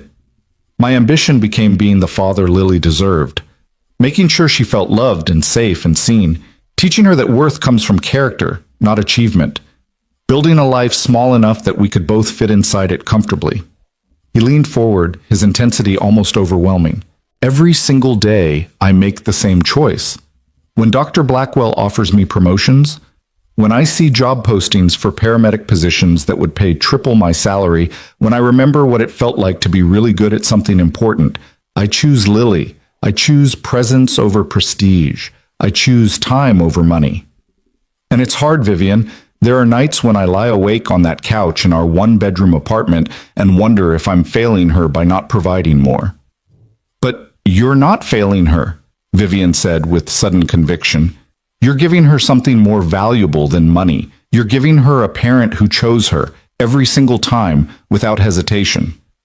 Maybe, Ethan allowed, but the point is, peace isn't something you find. It's something you build, brick by brick, choice by choice, even when every choice costs you something. I have peace because I know what matters to me, and I've organized my entire life around protecting it. That's the only secret there is. Vivian sat back, processing. Everything Ethan described violated the fundamental principles she'd built her empire on. That more was always better, that ambition meant reaching for the next level, that worth was measured in achievement. But his life worked in ways hers didn't, produced contentment that all her billions couldn't buy. I don't know how to organize my life around what matters, she admitted, because I'm not sure I know what that is anymore. I thought it was Crosstech, the market share, the quarterly earnings. But when I nearly died, none of that felt important. And now that I've survived, I can't figure out how to care about it again. Then maybe it's time to stop trying, Ethan suggested gently. Maybe survival gave you permission to ask different questions. Not what should matter, but what actually matters. Not who you're supposed to be, but who you want to become. The words settled over Vivian like a benediction and a challenge simultaneously. She'd spent her entire adult life becoming exactly who she'd intended. Powerful, wealthy, feared and respected in equal measure. But who would she choose to be if the script was thrown out, if the metrics were erased, if she had to start from nothing and build towards something that felt true? I don't know how to start, she confessed. Ethan's expression softened slightly. Start by figuring out what made you want to give up that night. What about your life felt so unbearable that surrender seemed preferable to fighting? Vivian closed her eyes, forcing herself to remember the terror and pain and the whispered plea, please just make it fast. What had she been asking for, really? Not death exactly, but release from the relentless performance of being Vivian Cross, tech billionaire, untouchable and unstoppable and utterly alone. I'm tired, she said quietly. I'm so tired of being this person I've built, of maintaining the image and making the ruthless decisions and never being allowed to be soft or uncertain or human. I've been performing strength for so long, I forgot what it felt like to just exist without an audience. Then stop performing, Ethan said simply. I don't know how. The performance is all I have. No, it's not, he countered firmly. The performance is what you've used to protect yourself, but it's not who you are. Underneath all that armor is a person who nearly died and is now asking how to live. That person, the one asking the questions, showing vulnerability, admitting she's lost, that's who you actually are. The rest is just costume. Vivian felt tears finally escape, running hot down her cheeks. She didn't bother wiping them away, too exhausted to maintain even that small piece of dignity. Ethan handed her a napkin without comment, giving her space to compose herself. I'm sorry, she managed. I didn't mean to fall apart. You're not falling apart. You're being honest. There's a difference. They sat in silence for a while, the hospital humming its familiar sounds around them.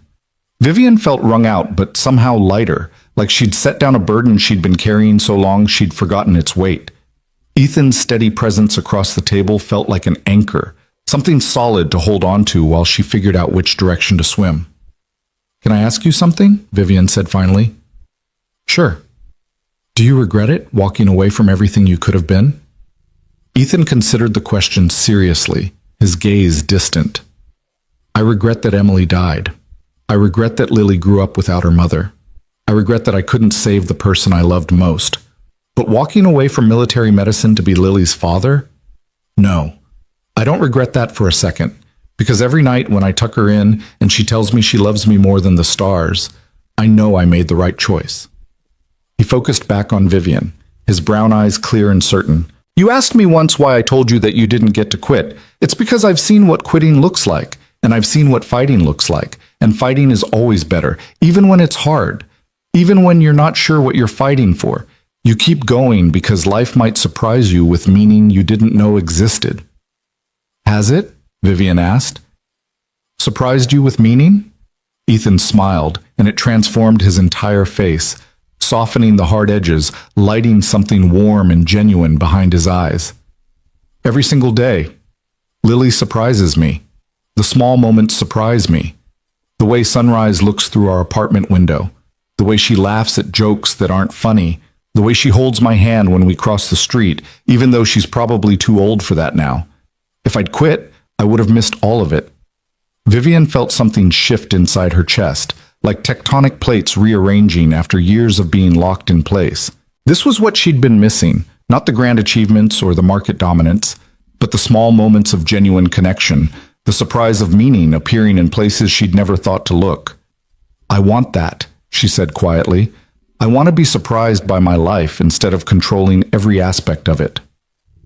Then you're going to have to let go of some control, Ethan pointed out. Make space for things you didn't plan. Allow yourself to be changed by experiences instead of just managing them.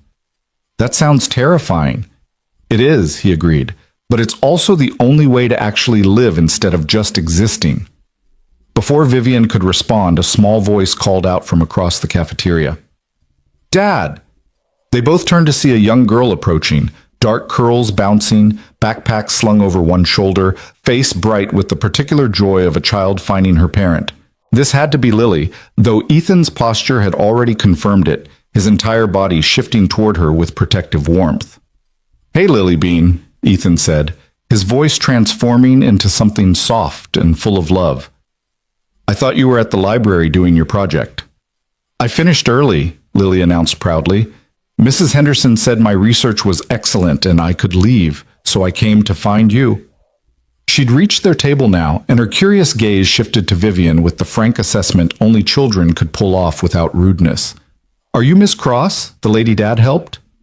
Vivian felt suddenly exposed under that intelligent scrutiny, acutely aware that this 8-year-old probably understood more about what actually mattered than Vivian had learned in 35 years. I am, Vivian confirmed, managing a smile. You must be Lily. Your father's told me about you. Good things, I hope, Lily said with a grin that was pure charm, then turned back to Ethan. Mama, can we go home soon? I'm hungry and we're almost out of pasta. Ethan checked his watch, calculating. My shift doesn't end for another 4 hours, sweetheart, but I can get you something from the vending machine. Actually, Vivian interrupted, surprising herself, I'm heading out and I'm starving. Would you both like to join me for an early dinner? My treat. There's a great family restaurant about 2 blocks from here that serves incredible Italian food. The invitation hung in the air, impulsive and genuine and completely outside anything Vivian would have done 6 weeks ago. Ethan's expression shifted through surprise to wariness, to something that might have been consideration. He looked at Lily, silently checking with her, and Vivian watched their wordless communication with fascination. Can we, Dad? Lily asked. When was the last time we went to a real restaurant? The question was innocent, just a child's enthusiasm, but it landed with uncomfortable weight. When was the last time they'd gone to a real restaurant? Probably months, maybe longer, because security guards making $15 an hour didn't have much budget for dining out, especially when most of that income went to rent and school supplies and keeping an 8-year-old clothed and fed. Lily, Ms. Cross is busy, Ethan started. I'm not, Vivian interrupted firmly, and I'd really like the company. Please, let me do this one small thing. Ethan studied her face, trying to read her intentions, probably wondering if this was charity or manipulation or some billionaire power play he couldn't yet identify. But whatever he saw there must have satisfied him, because he nodded slowly. Okay, he said. One dinner, but I'm covering the tip. Vivian wanted to argue but recognized the importance of letting him maintain that small piece of dignity. Deal. They walked the 2 blocks to Marcello's, an unpretentious family place that Vivian had actually never visited despite it being so close to the hospital. She usually ate at places with Michelin stars and wine lists that read like novels, restaurants where being seen mattered as much as the food itself. But Marcello's had red-checked tablecloths and a grandmotherly hostess who greeted them with genuine warmth. And when they were seated in a corner booth, Vivian felt more relaxed than she had in any 5-star establishment she could remember. Lily ordered spaghetti carbonara with the confidence of someone who knew exactly what she wanted, then launched into enthusiastic conversation about her school project on the solar system. Ethan listened with complete attention, asking questions that showed he actually cared about the answers, and Vivian found herself captivated by their easy rapport, the obvious love that flowed between them like electricity. This was what she'd been missing. This simple, genuine connection, the kind that couldn't be bought or negotiated or leveraged for advantage. Just a father and daughter sharing a meal and stories, making space for each other in ways that felt essential rather than transactional. Ms. Cross, Lily said suddenly, turning her attention back to Vivian, Dad says you run a big company. What's that like? Vivian paused, considering how to answer honestly without either bragging or complaining. It's complicated, she said finally. There are parts I love, solving problems, building things that didn't exist before, helping the company grow. But there are also parts that are really hard, making decisions that affect thousands of people, always having to be perfect, never getting to just be myself without everyone watching. Lily processed this seriously. That sounds lonely. The observation hit with surprising force, coming from an 8-year-old. Vivian had spent years refusing to acknowledge her loneliness, telling herself that power and wealth were adequate substitutes for genuine connection. But here was this child, cutting through pretense with one simple word: lonely. It is lonely, Vivian admitted, more than I realized until recently. You should make more friends then, Lily suggested with the straightforward logic of childhood. Friends make everything better. You're absolutely right, Vivian agreed, smiling despite the tightness in her chest. Maybe I should work on that. The food arrived. Steaming plates of pasta, bread that smelled like heaven, simple and perfect. They ate together, conversation flowing easily, and Vivian couldn't remember the last time a meal had felt this comfortable. Not performance, not networking, just people sharing food and stories and the particular warmth of being present with each other. Watching Ethan with his daughter, Vivian finally understood what he'd been trying to tell her. This was the meaning he'd chosen to organize his life around. These ordinary moments made extraordinary by attention and love. This was worth more than any promotion or recognition, worth choosing again and again even when it cost him everything else. After dinner, as they stood outside the restaurant saying goodbye, Lily surprised Vivian by throwing her arms around her waist in an impulsive hug.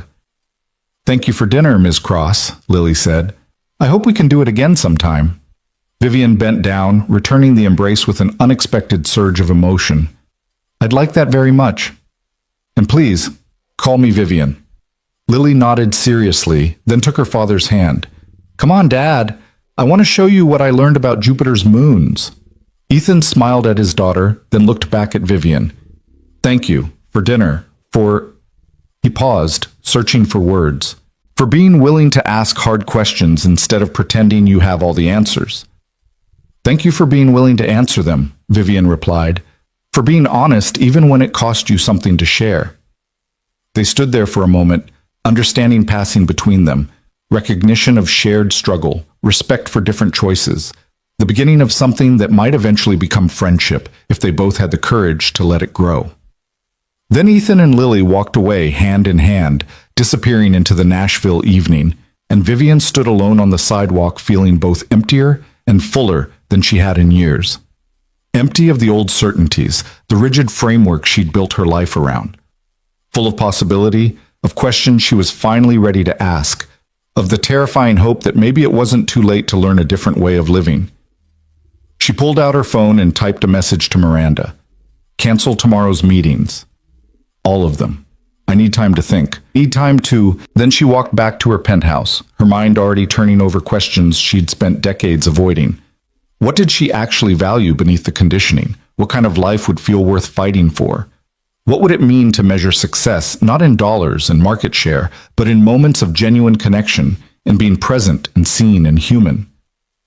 The answers wouldn't come easily or quickly, but for the first time since the accident, maybe for the first time in her entire adult life, Vivian Cross was ready to do the hard work of figuring out who she wanted to become instead of defending who she'd already been. And that, she was beginning to realize, was its own kind of courage. The clarity Vivian felt walking home from dinner lasted exactly 3 days before reality reasserted itself with brutal efficiency. The board called an emergency meeting, demanding answers about her recent absence from key decisions. Stock analysts were whispering about instability at the top.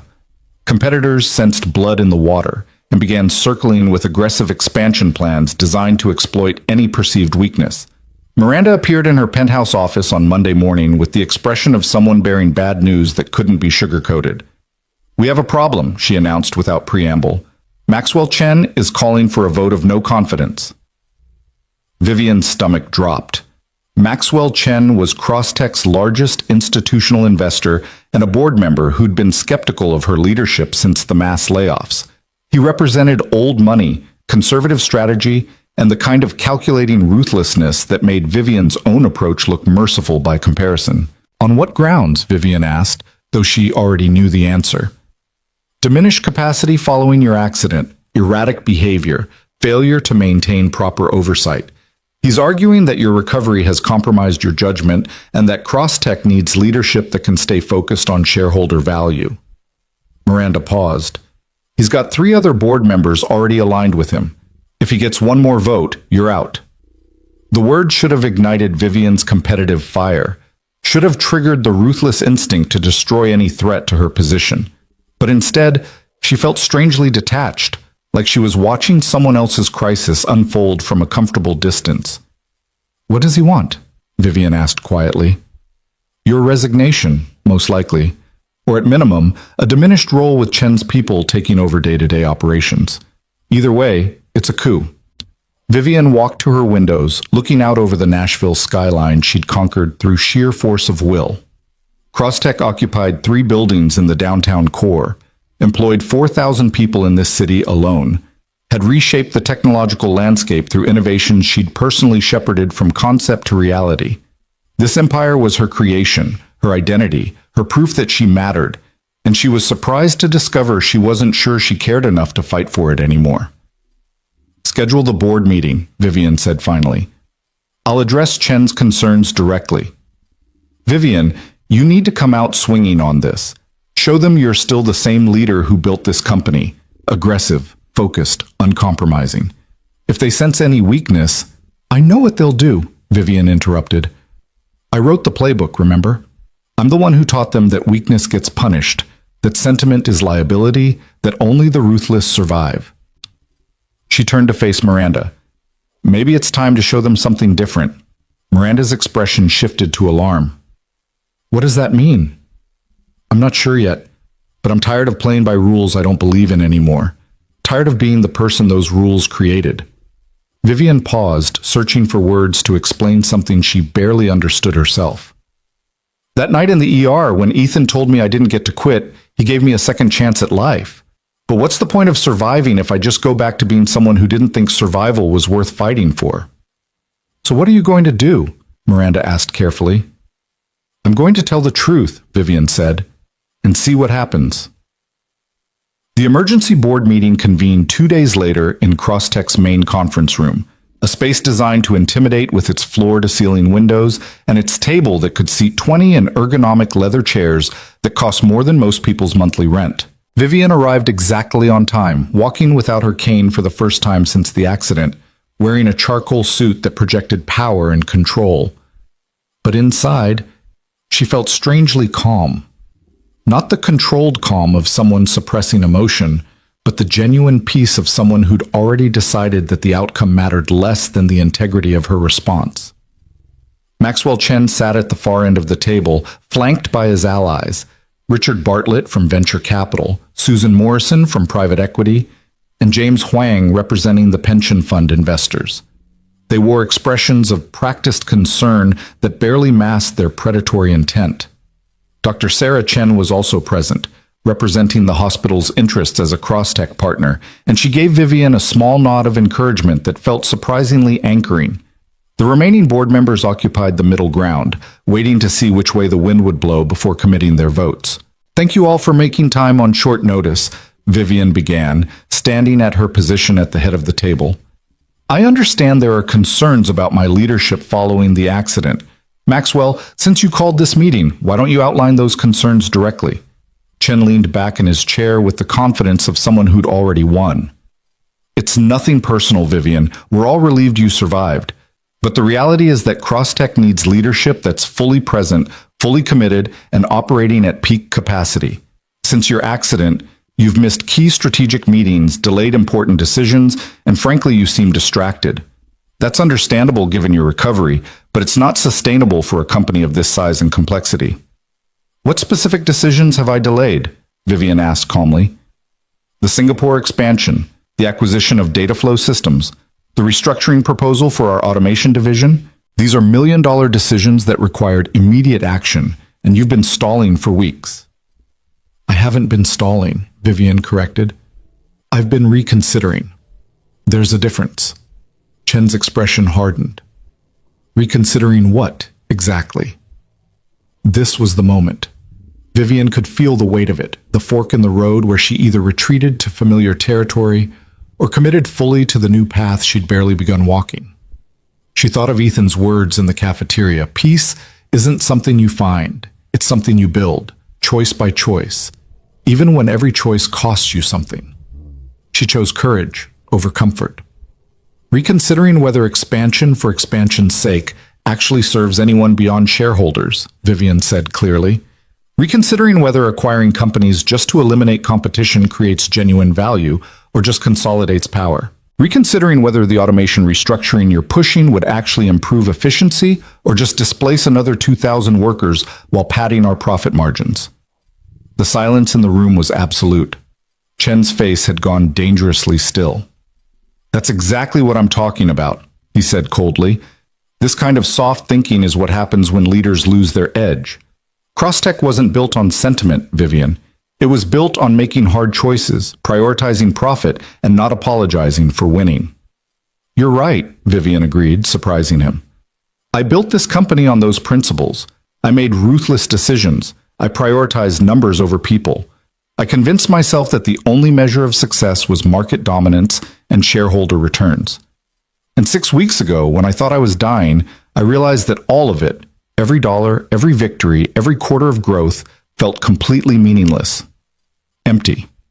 Not worth the cost of what I'd sacrificed to achieve it. She could see Miranda in the back of the room, eyes wide with alarm, silently pleading with Vivian to stop talking, to retreat, to save herself. But Vivian had spent too many years performing strength she didn't feel.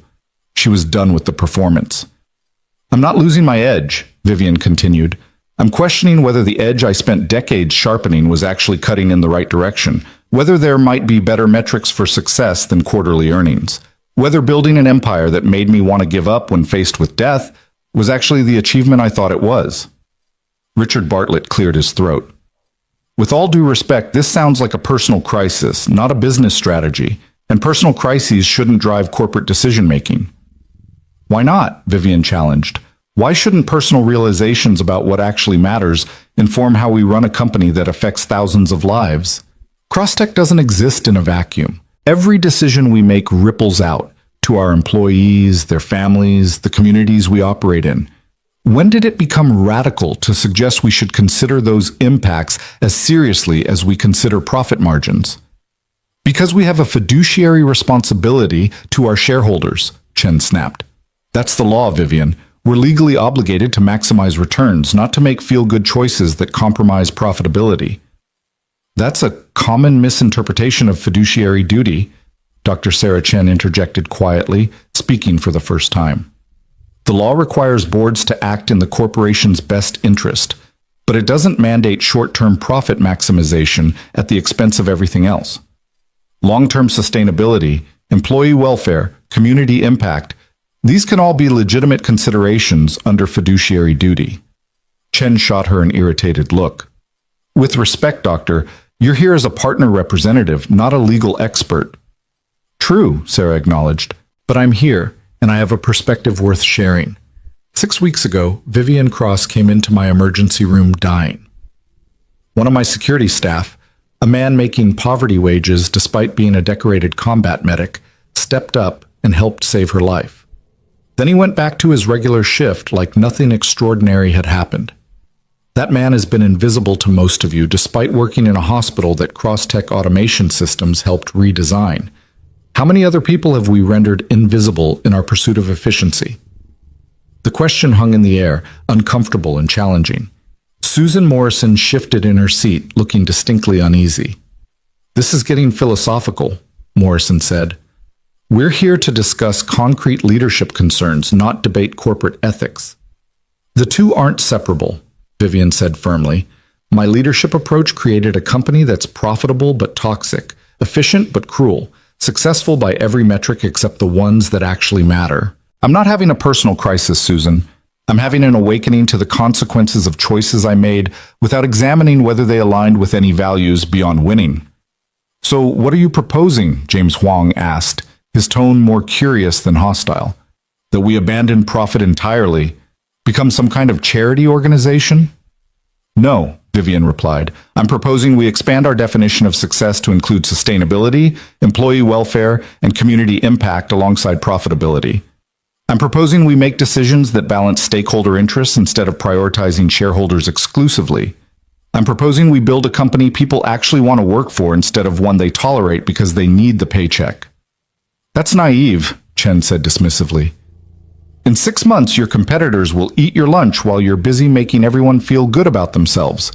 The market rewards ruthlessness, not kindness. Maybe, Vivian acknowledged.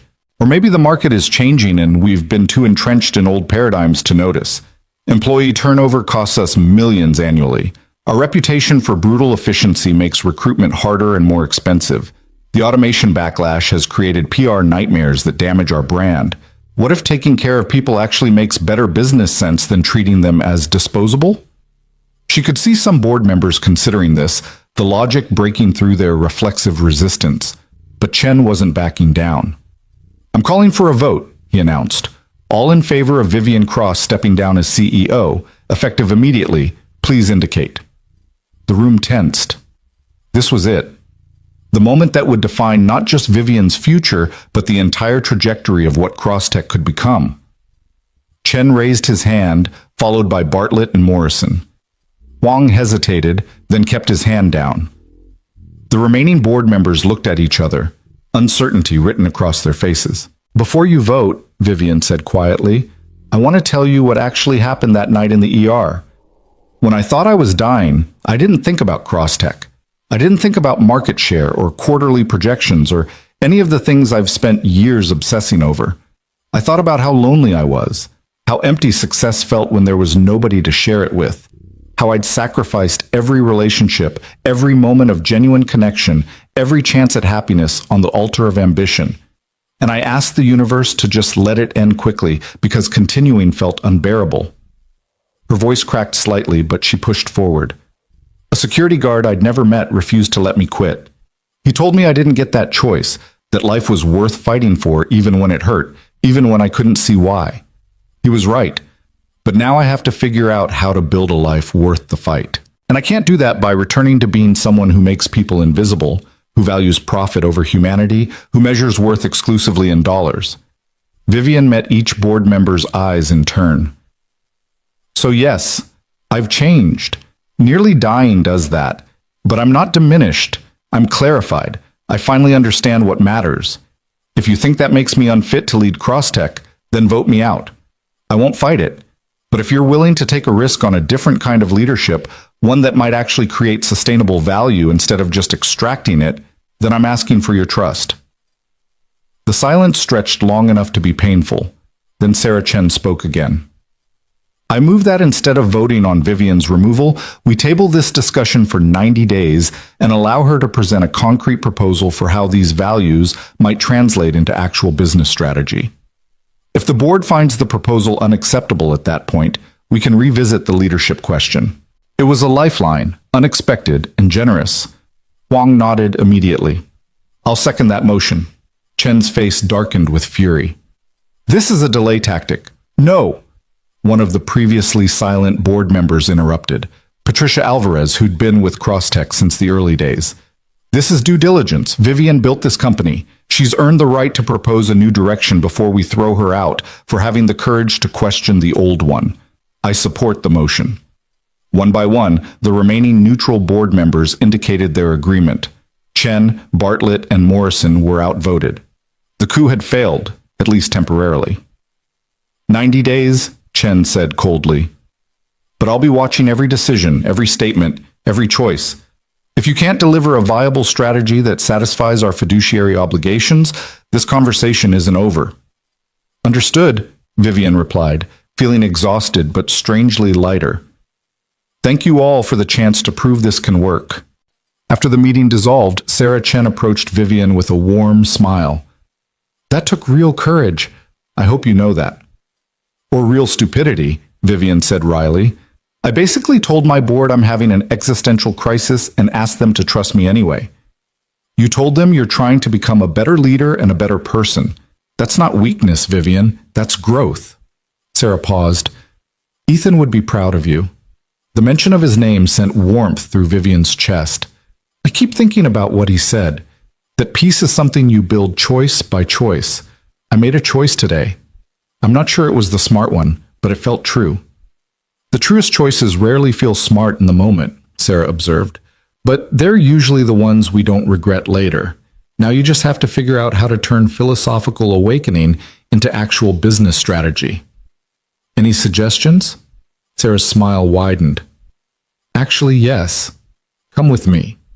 There's someone I'd like you to meet. She led Vivian through the hospital's corridors to a small office near the pediatric wing. Inside, a young woman with warm brown eyes and tired features was reviewing patient charts with fierce concentration.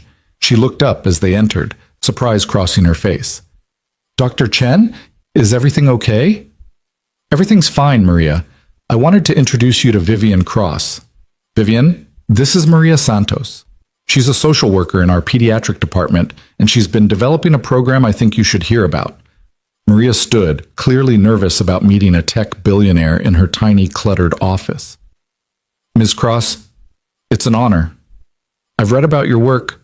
Please call me Vivian, and I'm the one who should be honored. Dr. Chen says you're working on something innovative?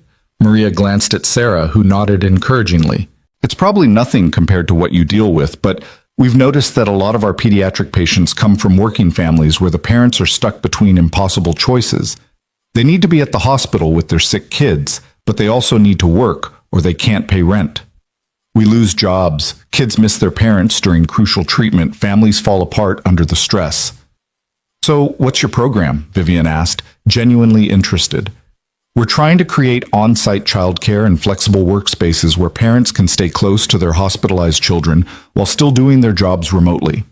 We've also partnered with some local employers to guarantee job protection during medical crises. The pilot program has been incredible. Better patient outcomes, less family trauma, more community support. But we can't scale it without funding and infrastructure. Vivian felt something click into place, an idea forming with crystalline clarity. What if we expanded it beyond just parents with hospitalized children? What about all working families who need flexibility? Single parents, people caring for elderly relatives, anyone trying to balance work with life responsibilities? Maria's eyes lit up. That would be transformative, but it would require major employer buy-in, significant resources. What if Crosstech led the way? Vivian interrupted, her mind racing now. What if we built a comprehensive program, on-site childcare at our facilities, flexible scheduling, remote work infrastructure, protected leave for family medical situations, and then we open-sourced the model, helped other companies implement it, made it an industry standard instead of a competitive advantage. She could see Miranda in the doorway now, having followed her from the board meeting, and her assistant's expression was equal parts excitement and terror at the implications. Vivian, that would cost tens of millions to implement, Miranda said carefully. Maybe more. Yes, Vivian agreed, but what does employee turnover cost us? What do recruitment difficulties cost? What does our toxic reputation cost in terms of talent we can't attract and customers who choose competitors because they don't want to support a company known for ruthlessness? She turned back to Maria. Would you be willing to consult on this? Help us design something that actually serves working families instead of just looking good on paper? Maria looked stunned. Yes, absolutely. But Ms. Cross, this would be a massive undertaking. Call me Vivian, and yes, it would be massive, but that's the point. Incremental change won't cut it anymore. We need transformation, and it has to start somewhere. She pulled out her phone. I'm going to set up a meeting with our executive team. I want you there to present your program and help us understand what real support for working families actually looks like. After exchanging contact information and scheduling the meeting, Vivian and Miranda walked back through the hospital corridors. Her assistant was uncharacteristically quiet, processing what had just happened. You realize this is going to be incredibly complicated to implement, Miranda said finally, and expensive. And Chen will fight you every step of the way. I know, Vivian replied, but it's also the right thing to do. And maybe, just maybe, it's also the smart thing. Maybe taking care of people creates value in ways we've been too narrow-minded to recognize. They'd reached the hospital's main entrance when Vivian spotted a familiar figure across the lobby. Ethan was talking with another security guard, going over shift schedules based on the clipboard in his hand. He looked tired but content, completely absorbed in the mundane details of his work. Without overthinking it, Vivian changed direction and headed toward him. Miranda hung back, giving her space. "Ethan?" Vivian called out as she approached. He looked up, surprise crossing his face. "Vivian, everything okay?" "Better than okay, actually. Can we talk for a minute?" Ethan excused himself from his colleague and joined Vivian near a quiet seating area. He studied her face with that particular intensity she'd come to recognize, reading things she hadn't said. "You look different," he observed. "Lighter, somehow?" "I feel different," Vivian admitted. "I just survived a board coup by telling them I'm having an existential crisis and need 90 days to figure out how to run a company based on values instead of just profit maximization." Ethan's eyebrows rose. "How did that go?" "Surprisingly well, considering. They gave me the 90 days. Now I just have to deliver a strategy that's both ethical and viable, which is either impossible or just really, really hard." She smiled at him. "I wanted to thank you for what you said in the cafeteria about peace being something you build choice by choice. I made a choice today. I chose truth over performance, and it felt terrifying and right simultaneously." "That's usually how the important choices feel," Ethan said gently. "What happens now?" "Now I figure out how to transform a tech company built on ruthlessness into something that actually serves people while remaining financially sustainable. I've got ideas, starting with a comprehensive program to support working families, based on a pilot program I just learned about here at the hospital. But I'm going to need help from people who understand what working families actually need instead of what wealthy executives think they need." She paused, gathering courage. "Would you be willing to consult? Not as a security guard, as someone who's lived the reality of trying to balance work and single parenthood. I need voices that will keep me honest, that will call me out when my privilege blinds me to practical reality." Ethan looked conflicted. "Vivian, I'm not qualified to advise on corporate strategy." "You're qualified to tell me what actually matters," Vivian interrupted. "What parents struggle with, what kinds of support would make a real difference, what sounds good on paper but wouldn't work in practice. That's more valuable than any MBA consultant could provide."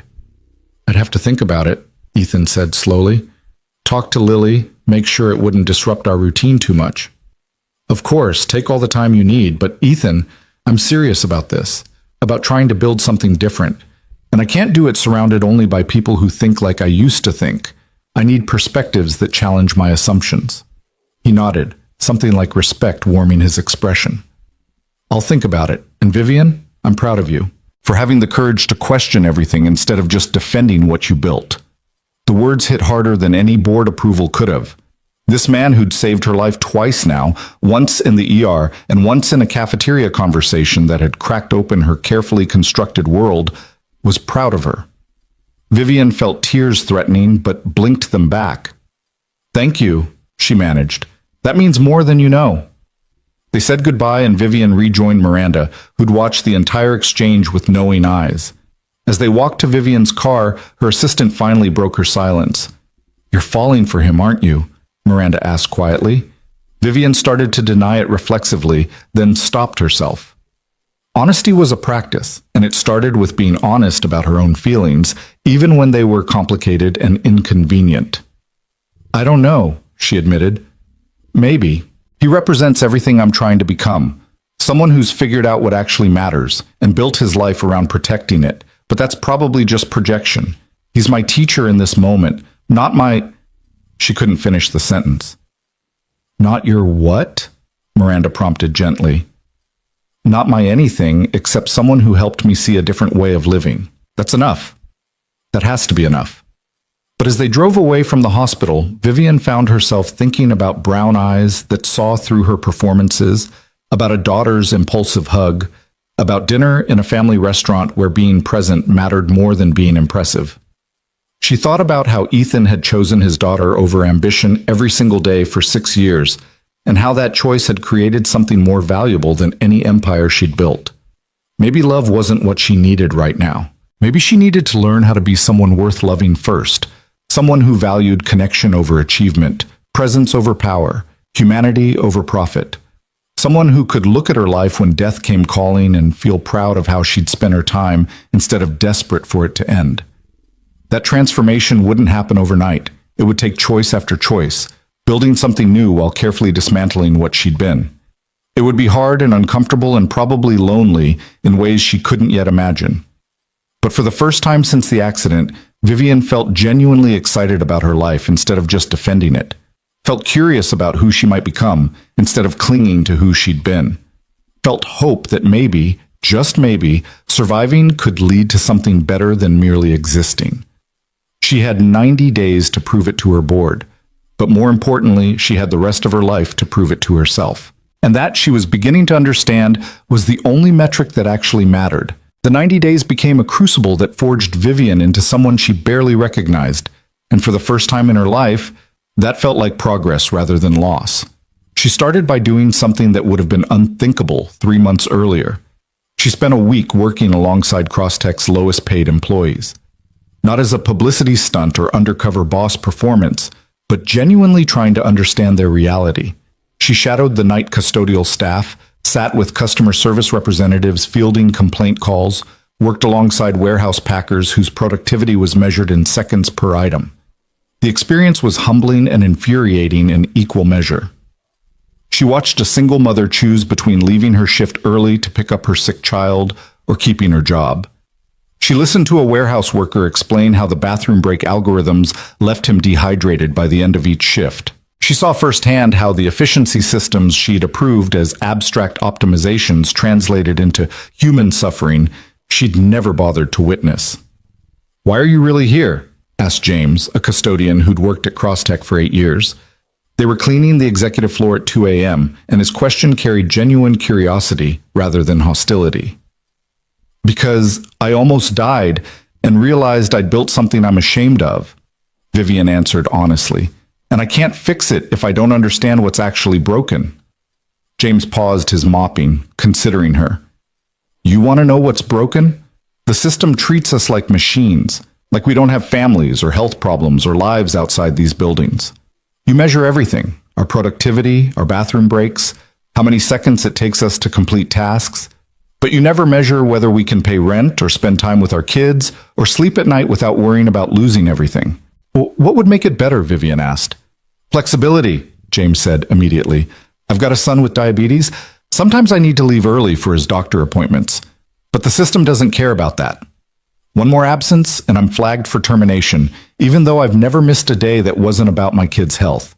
If I could just have some flexibility without risking my job, that would change everything." Vivian took notes, really listened, and began building a picture of what her company looked like from the bottom up. It wasn't pretty, but it was real. And reality was what she needed if she was going to create actual change, instead of just performative gestures. Maria Santos became her unlikely partner in transformation.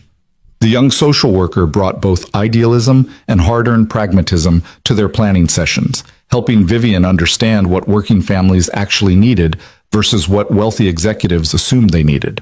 On-site childcare sounds great until you realize most of your employees work shifts that don't align with traditional daycare hours, Maria explained during one of their marathon planning sessions.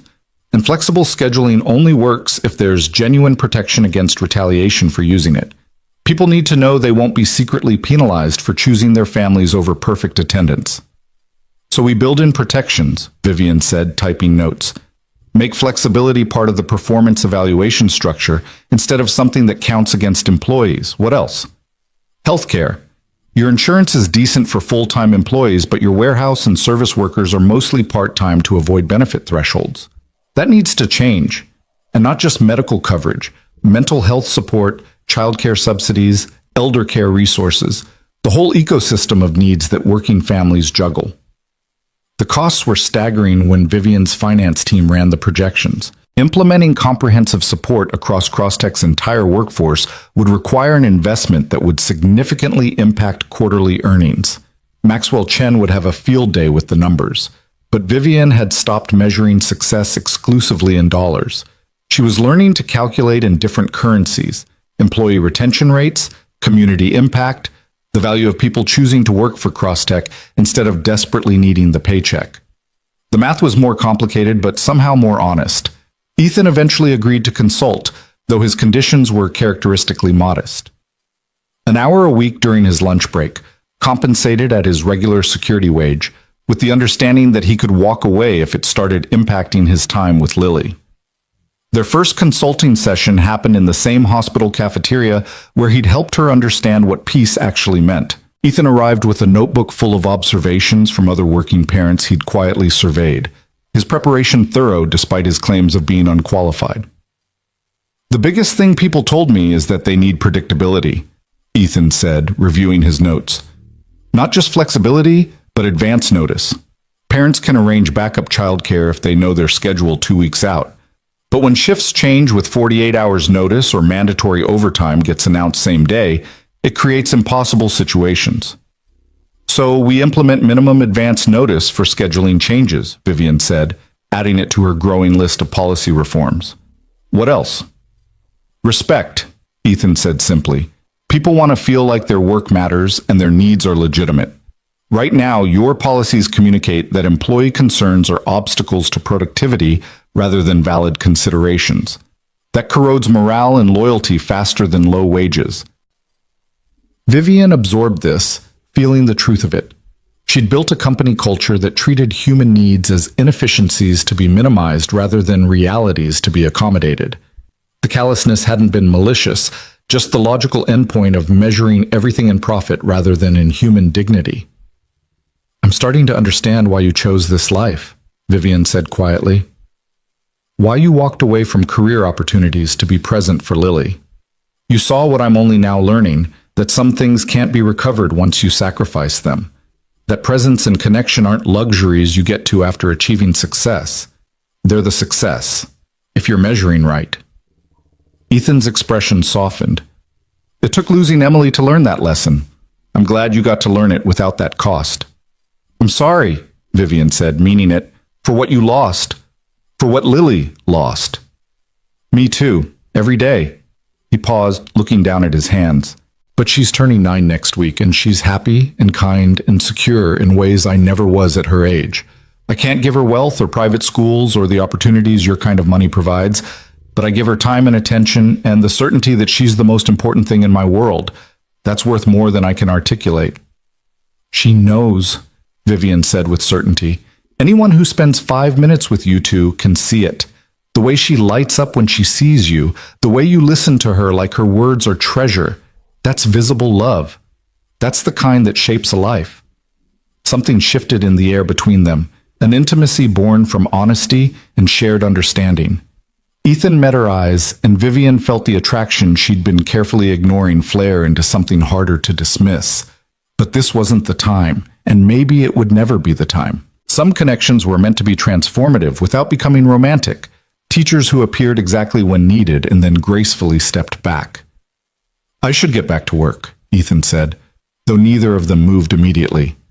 "But Vivian, what you're trying to build, it matters. It won't be easy and plenty of people will fight you, but it matters." "Thank you," Vivian said, "for helping, for being willing to share your perspective even though I know it costs you something to engage with this world. It's worth it if it actually helps people like me, like James and Maria and all the folks just trying to survive while the economy tells them they're not working hard enough." He stood, gathering his notebook. "See you next week?" "Next week," Vivian confirmed, watching him walk away and wondering how someone could be so present in her life while remaining so carefully distant. The proposal Vivian presented to the board 60 days into her deadline was radical by corporate standards, but felt almost conservative given the scale of change she'd witnessed was needed. Comprehensive family support programs, guaranteed scheduling notice, protected flexibility without retaliation, healthcare expansion to part-time workers, mental health resources, childcare subsidies, elder care support. The price tag was $100 million over 3 years. Maxwell Chen's face went purple when he saw the projections.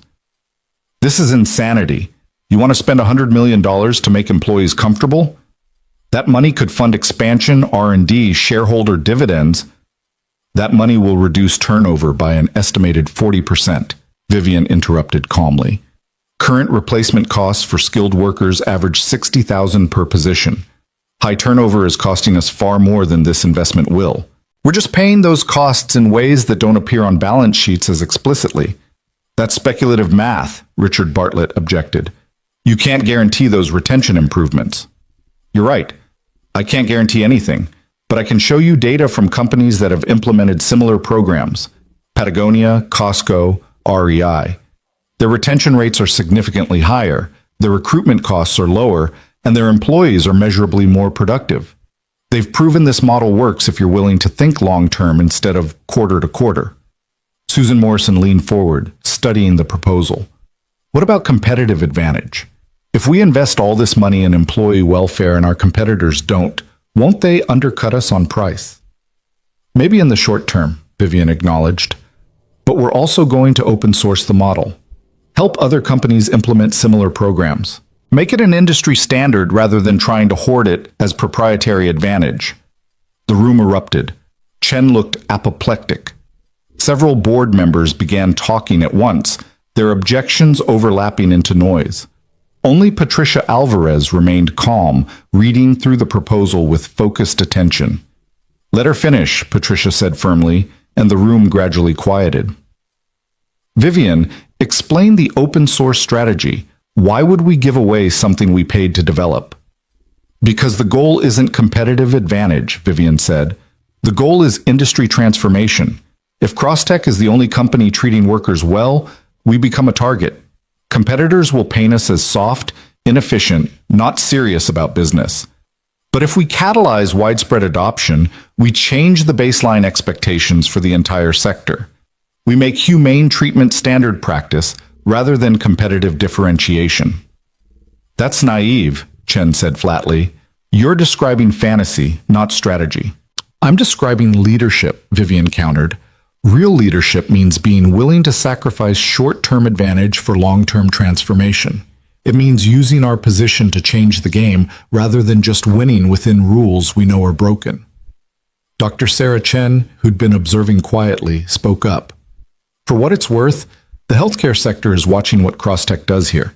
If you implement this successfully, you'll have other industries wanting to learn how. That's influence money can't buy, the ability to shape norms across sectors. The debate continued for 2 more hours, fierce and frequently hostile. Chen and his allies dug in, arguing fiduciary responsibility and shareholder value. But other board members were genuinely considering the proposal, asking substantive questions about implementation timelines and success metrics. Finally, Patricia Alvarez called for a vote. The motion is to approve Vivian's proposal for a 3-year pilot program, with quarterly reviews to assess impact and make adjustments as needed. All in favor? Vivian held her breath as hands went up. Patricia, James Huang, Sarah Chen, and 3 others. 7 votes for, 4 against. Just barely enough. Chen's face was murderous, but he'd been outvoted legitimately. This isn't over, Chen said coldly as the meeting adjourned. If this fails, when this fails, I'll make sure everyone remembers who supported this disaster. If it fails, I'll resign, Vivian said quietly. You won't need to force me out. But Maxwell, it's not going to fail, because it's built on actually caring about people instead of just extracting value from them. And that foundation is stronger than you think. The implementation was brutal. Restructuring policies, retraining managers, building infrastructure for childcare and mental health support, every day brought new challenges and unexpected complications. Vivian worked 18-hour days, but they felt different than the 18-hour days of her previous life. These hours had purpose beyond profit, meaning beyond market dominance. She brought Ethan and Maria onto the implementation team officially, compensating them fairly for expertise that proved invaluable. Maria's social work background helped design support systems that actually served families rather than just looking good on paper. Ethan's frontline perspective kept them honest about whether policies would work in practice or just in theory. Lily came to the office sometimes when Ethan couldn't find childcare, and her presence transformed the space. The 9-year-old would do homework in Vivian's conference room, occasionally offering observations that cut through corporate double talk with refreshing clarity. Why do you have so many meetings? Lily asked one evening when Vivian's calendar showed back-to-back sessions from dawn to dark. Because running a company requires coordination, Vivian explained. Lots of people need to work together. But do you like meetings? The question stopped Vivian cold. Did she like meetings? She'd never even considered whether enjoyment was relevant. Meetings were necessary, therefore she did them. Her preferences immaterial. Not particularly, Vivian admitted. Then why have so many? Dad says life's too short to spend time on things that don't matter or make you happy. He says you should protect your time like it's treasure, because once it's gone, you can't get it back. Out of the mouths of 9-year-olds came wisdom that executive coaches charge thousands of dollars to articulate less clearly. Vivian started declining meetings that were about performance rather than substance, protecting time for actual work instead of just appearing busy. The changes rippled through Crosstech slowly at first, then with accelerating momentum. When the first wave of family support programs launched, employee response was cautiously optimistic. People who'd learned not to trust corporate promises, waiting to see if this was real or just another PR stunt. James, the custodian who'd explained what was broken, was one of the first to test the new flexibility policies. His son had a diabetes emergency that required James to leave mid-shift. Under the old system, that would have triggered disciplinary action. Under the new one, his supervisor simply wished him well and arranged coverage without penalty. James sought Vivian out the next day, finding her in the surprisingly modest office she'd moved into after giving up her executive suite to create space for the new childcare center. Ms. Cross, he said, clearly uncomfortable with the directness but determined anyway. I wanted to say thank you for yesterday, for the new policies, for actually listening instead of just pretending to care. Call me Vivian, please. And you don't need to thank me. This is what should have been normal all along. I'm just fixing what I broke. Maybe, James allowed, but most people in your position wouldn't bother. Most would just keep extracting profit until the whole thing collapsed. You chose different. That matters. After he left, Vivian sat in her modest office and cried, not from sadness, but from the overwhelming realization that this, right here, was what success actually felt like. Not market dominance or quarterly earnings, but a custodian feeling seen and supported. A single father able to care for his diabetic son without risking his livelihood. Dignity restored to people who'd been treated as disposable. This was worth building. This was worth fighting for. 6 months into implementation, the data started validating Vivian's model.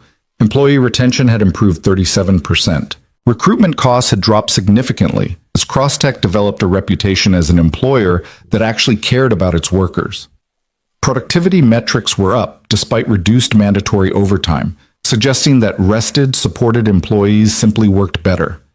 Even the financial projections were holding up. The investment was substantial, but the returns, calculated across retention, recruitment, productivity, and brand value, were proving the model economically viable. Maxwell Chen couldn't argue with data, but he found other ways to undermine the transformation.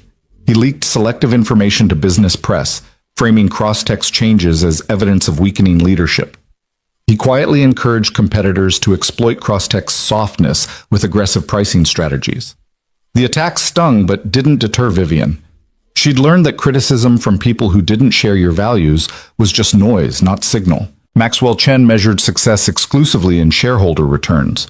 Vivian had expanded her definition to include employee welfare, community impact, and whether she could look at herself in the mirror without shame.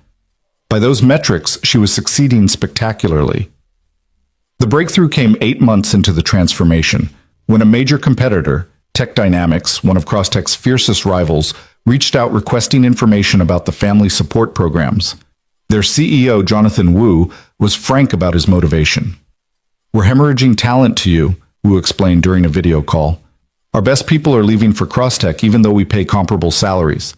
When we do exit interviews, they cite your family support policies as the deciding factor. I need to understand what you've built and how we might implement something similar." Vivian felt triumph surge, but kept her expression neutral. "I'm happy to share everything. That's actually part of the strategy, making this industry-wide rather than hoarding it as competitive advantage."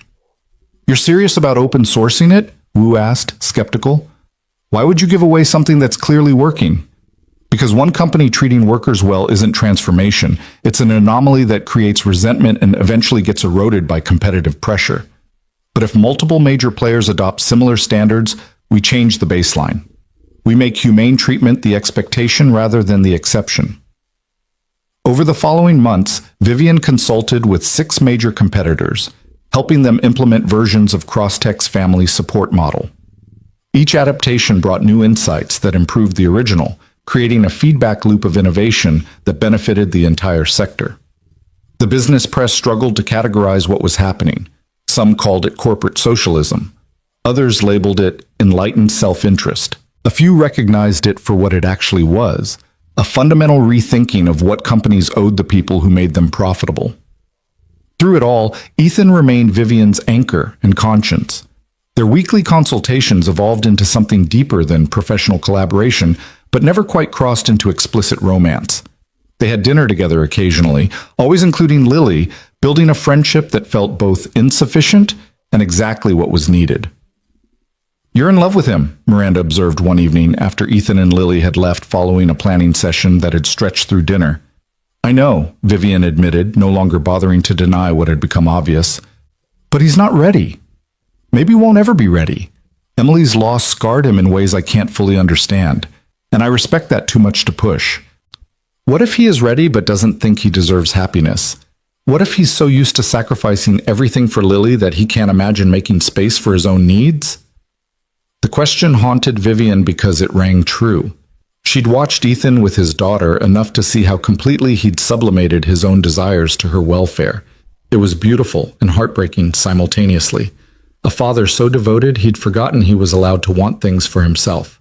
The decision to act came during a quiet moment in the hospital cafeteria, nearly a year after the accident that had brought them together. Lily was at a friend's birthday party, giving Ethan a rare afternoon of free time that he'd chosen to spend reviewing policy proposals with Vivian. "You don't have to do this," Vivian said, watching him work through documents with fierce concentration. "Lily's not here. You could be doing anything right now, sleeping, reading, having time to yourself. Instead, you're working on Crosstech policies." Ethan looked up, confused. "I want to help. This matters." "I know it matters. But Ethan, when's the last time you did something just for yourself? Not for Lily, not for work, not to help someone else. Just something that made you happy."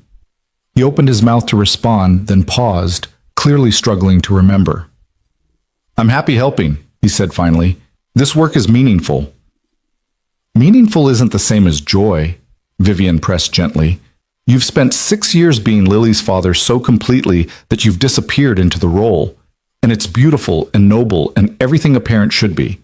But you're allowed to exist as more than just her father. You're allowed to want things, to pursue happiness, to build a life that includes your needs alongside hers."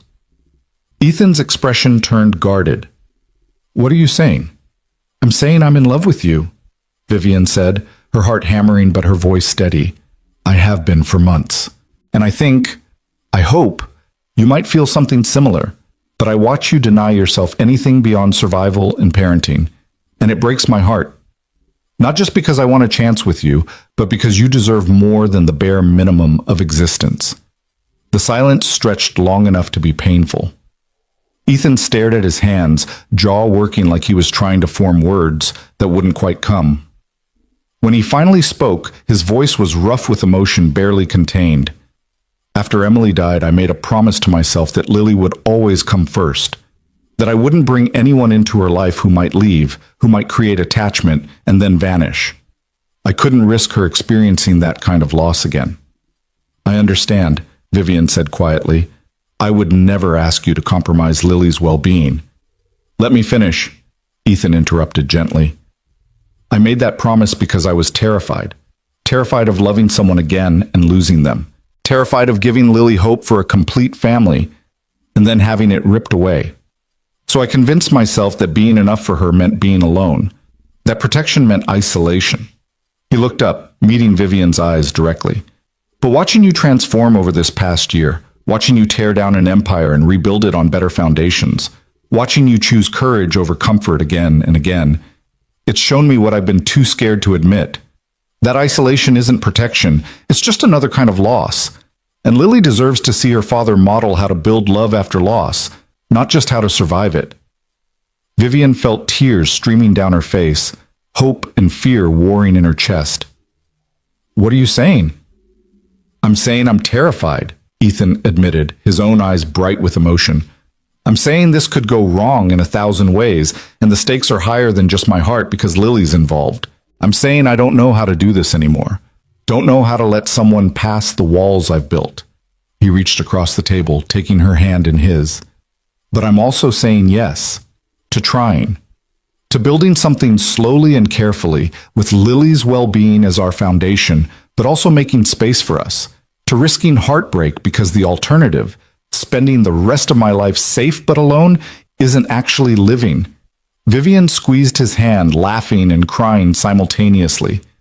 Slow and careful sounds perfect. Lily approved sounds essential. I don't want to rush this or push or create any pressure. I just want a chance, Ethan finished. We both want a chance, so let's take it and see what we can build. They sat in the hospital cafeteria holding hands like teenagers, both understanding that this was just a beginning and that the path forward would be complicated and messy and requiring more courage than either had yet demonstrated. But that was okay. They'd both proven capable of extraordinary courage when it mattered most. The formal launch of the Ward Center for Community Healing happened on a crisp October morning, exactly 1 year after Vivian's accident.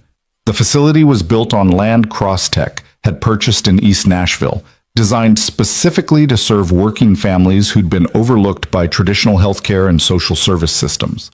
The center offered sliding-scale medical care, mental health counseling, childcare support, job training, and coordination services. Everything Maria Santos and her team had identified as critical needs for families struggling to stay afloat. It was funded through a Crosstech foundation that Vivian had endowed with $500 million, enough to sustain operations in perpetuity. The naming had been Vivian's idea, though Ethan had objected strenuously when she'd proposed it.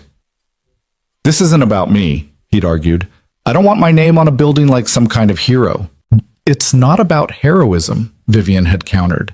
It's about what you taught me. That worth comes from how we show up for each other, not from wealth or status or achievement. This center exists because you showed me a different way to measure success. Your name reminds everyone who enters that the invisible people, the ones working security and cleaning floors and raising kids on minimum wage, they're the ones who actually hold our world together.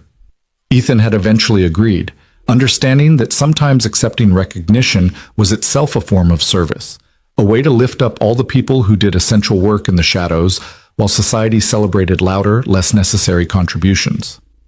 The opening ceremony drew unexpected attendance.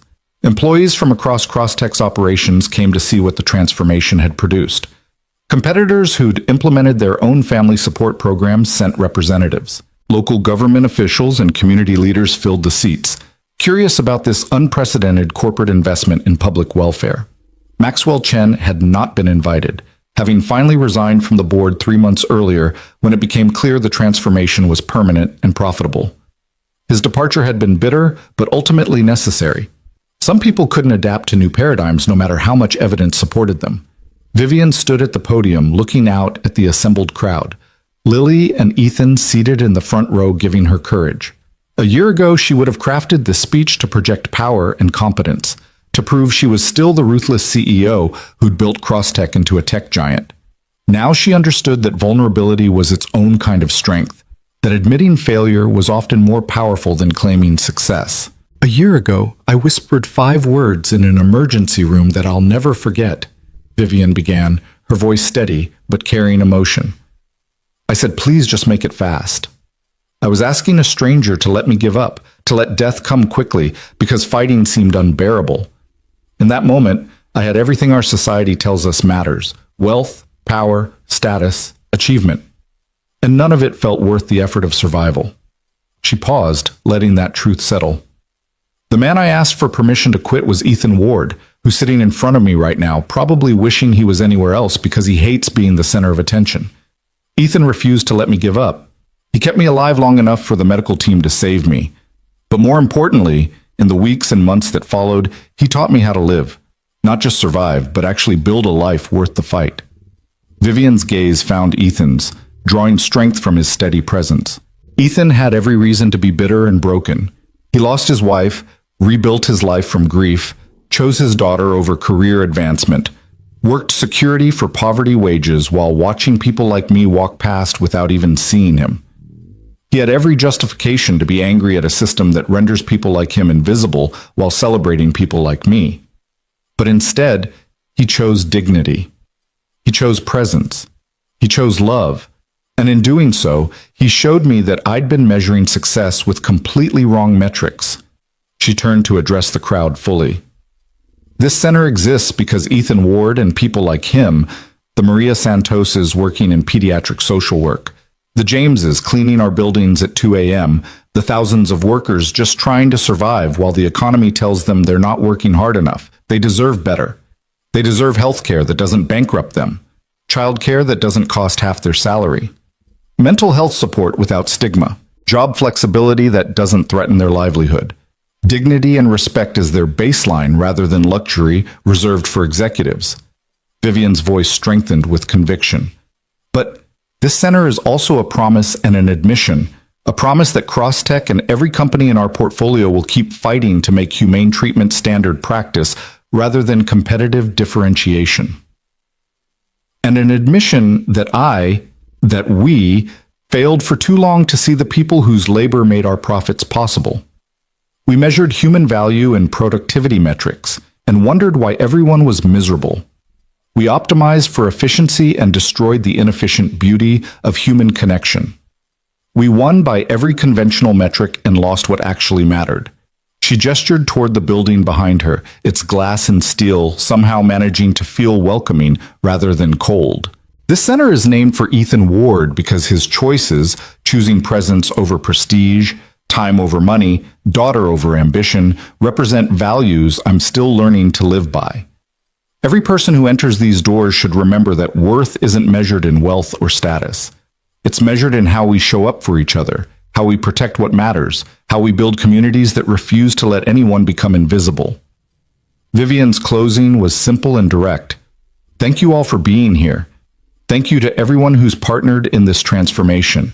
And thank you, Ethan, for not letting me quit, for teaching me that survival is just the beginning and that the real work is figuring out what makes survival worthwhile. The applause was thunderous. Vivian stepped away from the podium, suddenly exhausted but deeply satisfied. Lily rushed up and hugged her fiercely, her small arms tight with affection. That was a beautiful speech, Lily said. Dad's crying, but he's trying to hide it. Vivian looked at Ethan, who was indeed wiping his eyes surreptitiously. She moved toward him, and he stood, meeting her halfway. They didn't kiss, still too new, still too aware of Lily watching and the crowd around them, but Ethan pulled her into an embrace that communicated everything words couldn't quite capture. Thank you, he whispered against her hair, for seeing people like me, for caring enough to actually change instead of just performing concern. Thank you for saving my life, Vivian whispered back, twice, once in the ER and once by showing me how to live it. They stood together, Lily joining the embrace to create a small circle of connection amid the celebration, and Vivian felt something she'd never experienced in all her years of corporate victory, complete, genuine peace. Not the absence of challenge or struggle, but the deep satisfaction of knowing her life was aligned with her values, that her work served purposes beyond profit, that the people she loved knew they were loved in return. Later, after the crowds had dispersed and the formal celebration had ended, the three of them walked through the center's empty corridors. Lily pointed out her favorite features, the colorful children's play area, the cozy counseling rooms, the community kitchen where families could learn to cook healthy meals together on tight budgets. This is what matters, Ethan said quietly, watching his daughter explore with uninhibited joy. This is what's worth building. Not empires or fortunes, but spaces where people can find support and dignity and hope. You did that, Vivian. You took your resources and your power and used them to actually help instead of just accumulate more. We did it, Vivian corrected. Your wisdom, Maria's expertise, the input from workers who'd been invisible, that's what made this real. I just had the resources and the willingness to listen. That willingness is rarer than you think, Ethan pointed out. Most people in your position never question the paradigm they're operating in. They just optimize within it, making the machine more efficient without asking whether the machine should exist in the first place. You ask the harder questions. They found themselves in the center's main gathering space, floor-to-ceiling windows overlooking the East Nashville neighborhood that this facility would serve. The sun was setting, painting the sky in shades of amber and rose, and for a moment everything felt perfectly balanced, past and future, loss and hope, the ending of who they'd been and the beginning of who they were becoming. "I've been thinking about something," Vivian said, her voice tentative. "About us and what we're building and where it might go." Ethan turned to face her fully, his expression open and curious. "Yeah? Lily's 9 now. In less than a decade, she'll be heading to college, building her own life. You've spent these years being the perfect father, sacrificing everything to give her stability and love. But what happens after? When she doesn't need you quite so much anymore, what will you have built for yourself?" "I haven't thought that far ahead," Ethan admitted. "I've been so focused on getting her to adulthood safely that I haven't considered what comes after." "I'd like to be part of what comes after," Vivian said carefully. "If you'll let me." Not replacing Emily. No one could or should try to do that. But building something new. Partnership, family, whatever shape feels right. No pressure, no expectations beyond taking it slow and seeing what develops. But I wanted you to know that when you're ready to imagine a future beyond just survival, I'd like to help build it with you. Ethan's eyes reflected the sunset, warm and full of possibility. "I'd like that too, more than I can articulate. But Vivian, I need you to understand, my resources will always be limited. I can't give you luxury or take you to expensive restaurants or be your equal in financial terms. This is who I am and who I'm likely to remain.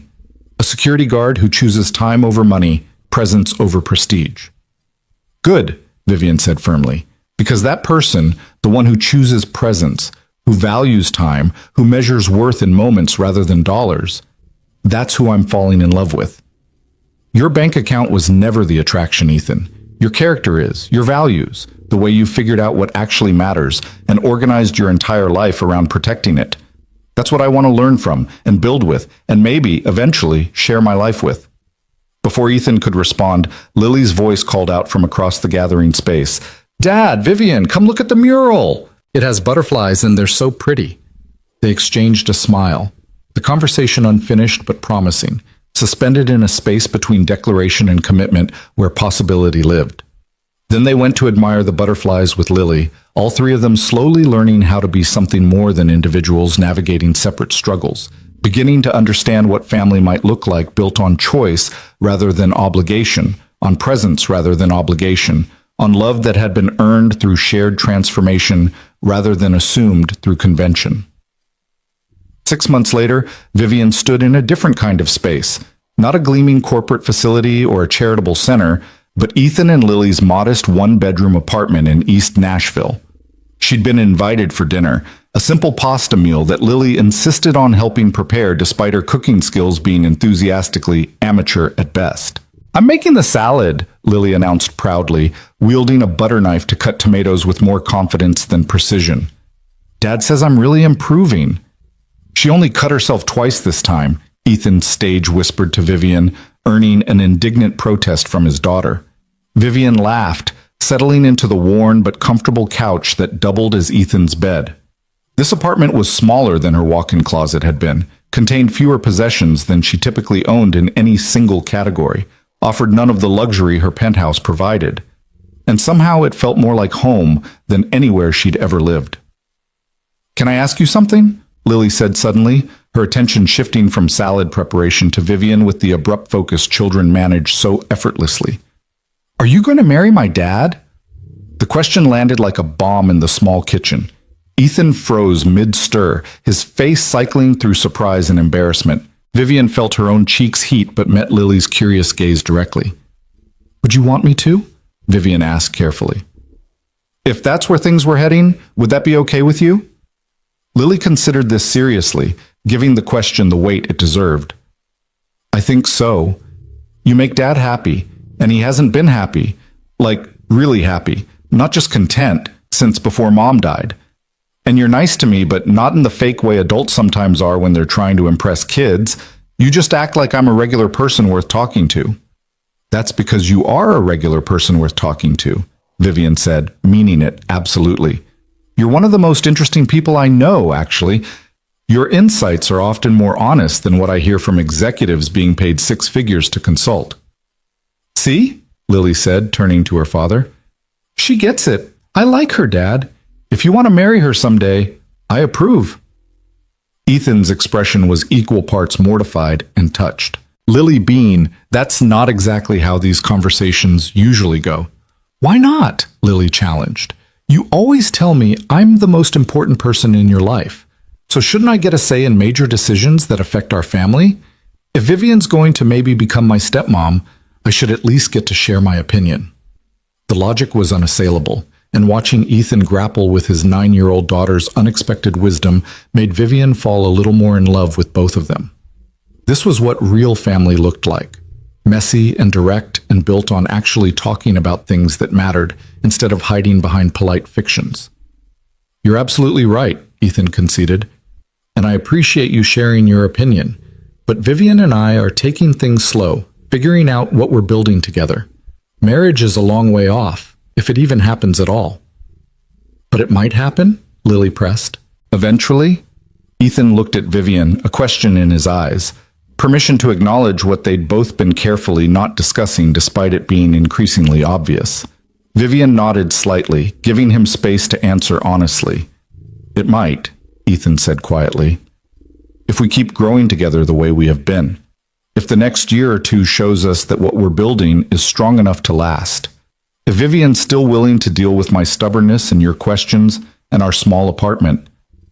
I can work with stubbornness and questions, Vivian said, her voice warm with affection. And the apartment size isn't what makes it a home. The people inside do that. They finished preparing dinner together, the three of them moving around the tiny kitchen with increasing coordination, and Vivian realized this was what healing looked like. Not the absence of scars, but the willingness to build something new alongside them, to honor the past while still reaching toward the future, to risk love after loss because the alternative was half living in safety that wasn't actually safe at all. The pasta was slightly overcooked and the salad was unevenly cut, but the meal was perfect anyway, consumed around a small table that barely fit 3 people, accompanied by conversation that ranged from Lily's school projects to Ethan's thoughts on the center's expanding programs to Vivian's ongoing battles with board members who still didn't fully buy into the transformation. After dinner, Lily retreated to her bedroom to finish homework, giving the adults rare privacy. Ethan and Vivian cleaned dishes together in companionable silence, their movements synchronized after months of building this tentative relationship. I meant what I said, Ethan said quietly, his hands in soapy water. About maybe, eventually. About marriage and future and building something permanent. I know that's a big statement given how careful we've been. I know, Vivian interrupted gently, and I meant what I said too, about being willing to build with you, whatever shape that takes. I'm not in a hurry, Ethan. We've both learned the hard way that the best things get built slowly, with attention and care and willingness to adjust as you go. I'm here for however long it takes. Ethan dried his hands and turned to face her fully, his expression more open than she'd ever seen it. I love you, he said simply. I wasn't sure I'd ever say those words to anyone again after Emily died, but you've shown me that love doesn't replace loss. It just adds something new alongside it. And I love you for who you are, for who you've become, for your courage in tearing down what wasn't working and building something better. Vivian felt tears threatening but let them come, done with hiding emotion as weakness. I love you too, for teaching me what actually matters, for refusing to let me quit when giving up seemed easier, for being the most genuinely good person I've ever met, not in some performative way, but in how you actually live your values every single day. The kiss then, gentle and tentative and full of promise, the kind of kiss that acknowledged past pain while still reaching toward future joy. When they pulled apart, both were smiling through tears, recognizing the significance of this moment. Not the beginning of their relationship, which had started months ago in tentative conversations and careful boundary setting, but the acknowledgement that what they were building might actually last, might actually become the foundation for something permanent and real. From her bedroom, Lily's voice called out with perfect timing. "Are you guys kissing? Because I support that, just so you know." They both laughed, the tension breaking into something lighter. "Your daughter has remarkable timing," Vivian observed. "She gets that from her mother," Ethan said, fondness and grief mixing in his voice. Emily always knew exactly when to interject with perspective that cut through whatever overthinking I was doing. "I wish I could have known her," Vivian said honestly. "She would have liked you," Ethan replied. "Probably would have called me an idiot for taking so long to admit my feelings. Emily was never one for excessive caution about emotions." They finished cleaning up, and Vivian prepared to leave, conscious of not overstaying her welcome and aware that Ethan and Lily needed their evening routine together. But at the door, Ethan caught her hand. "Stay," he said quietly. "Just to watch a movie with us, nothing more. But I'd like you to stay, if you want to." Vivian wanted to, more than she'd wanted anything in recent memory. So she stayed, settling on the couch between Ethan and Lily while they watched an animated film about feelings that somehow managed to make all three of them cry. And when the movie ended and Lily's bedtime arrived, Vivian helped with the routine, listening to Lily's recap of the day, tucking her in alongside Ethan, whispering goodnight with the casual intimacy of someone who was slowly becoming part of this small family. "Love you more than the world, Lily Bean," Ethan said, the ritual phrase he'd spoken every night for 9 years. "Love you more than the stars," Lily replied sleepily. Then, looking at Vivian, "Love you too. Almost stepmom, maybe." Vivian's throat tightened with emotion. "Love you too, Lily. More than you know." Later, standing at the apartment door preparing to actually leave this time, Vivian and Ethan lingered in the threshold space between inside and outside, presence and absence, the life they were building and the lives they maintained separately. "This is going to work, isn't it?" Vivian said, not quite making it a question. "We're actually going to figure out how to build something that lasts." "Yeah," Ethan agreed, certainty in his voice. "We are. Because we're both willing to do the work, to communicate, to choose each other every day the way I choose Lily. That's all any relationship is. A series of daily choices to keep showing up, keep being present, keep loving even when it's hard." "Then I choose this," Vivian said firmly. "I choose you and Lily and whatever future we can build together, every day, for as long as you'll have me." "Then you're stuck with us," Ethan said, smiling. "Fair warning, we're not impressive by conventional standards, but we're real, and we're here, and we're yours if you want us." "I want you," Vivian confirmed, "more than I've wanted anything I spent my whole life chasing. You showed me what actually matters, Ethan. Now I'm just trying to live up to the lesson." They kissed goodbye, longer this time, infused with promise and commitment and the understanding that this was no longer tentative exploration, but something more solid, more permanent, more real. Then Vivian left, driving back to her penthouse with her heart fuller than any business victory had ever made it, her mind already planning how to eventually merge their lives into something that honored both her resources and his values, both her desire to help and his need for autonomy. The work continued at Crosstech, where the transformation was becoming permanent culture rather than temporary experiment. At the Ward Center, where hundreds of families were finding support they'd never had access to before. In small moments of connection between a security guard, a billionaire, and a 9-year-old girl learning that family could be built from choice rather than just biology. Maxwell Chen's prediction of failure never materialized. Instead, Crosstech became a model that other companies studied and attempted to replicate, not always successfully, but often enough that industry standards began shifting toward more humane treatment of workers. The financial metrics validated the approach, proving that caring about people and maintaining profitability weren't mutually exclusive, just rarely attempted with genuine commitment. Vivian's reputation transformed as well. She was no longer primarily known as the ruthless tech CEO who displaced thousands to boost quarterly earnings. Instead, she became the leader who'd had the courage to admit she was wrong, to tear down what wasn't working, to rebuild on better foundations even when it cost her personally. Business schools studied her transformation as an example of adaptive leadership. Social justice organizations celebrated her as proof that corporate power could be redirected toward public good. But the accolades mattered less to Vivian than the quiet moments. Lily's homework sessions in her home office, Ethan's hand in hers while watching sunset from her penthouse windows, family dinners in his apartment where the space was small, but the love was enormous. She'd built an empire and discovered it wasn't enough.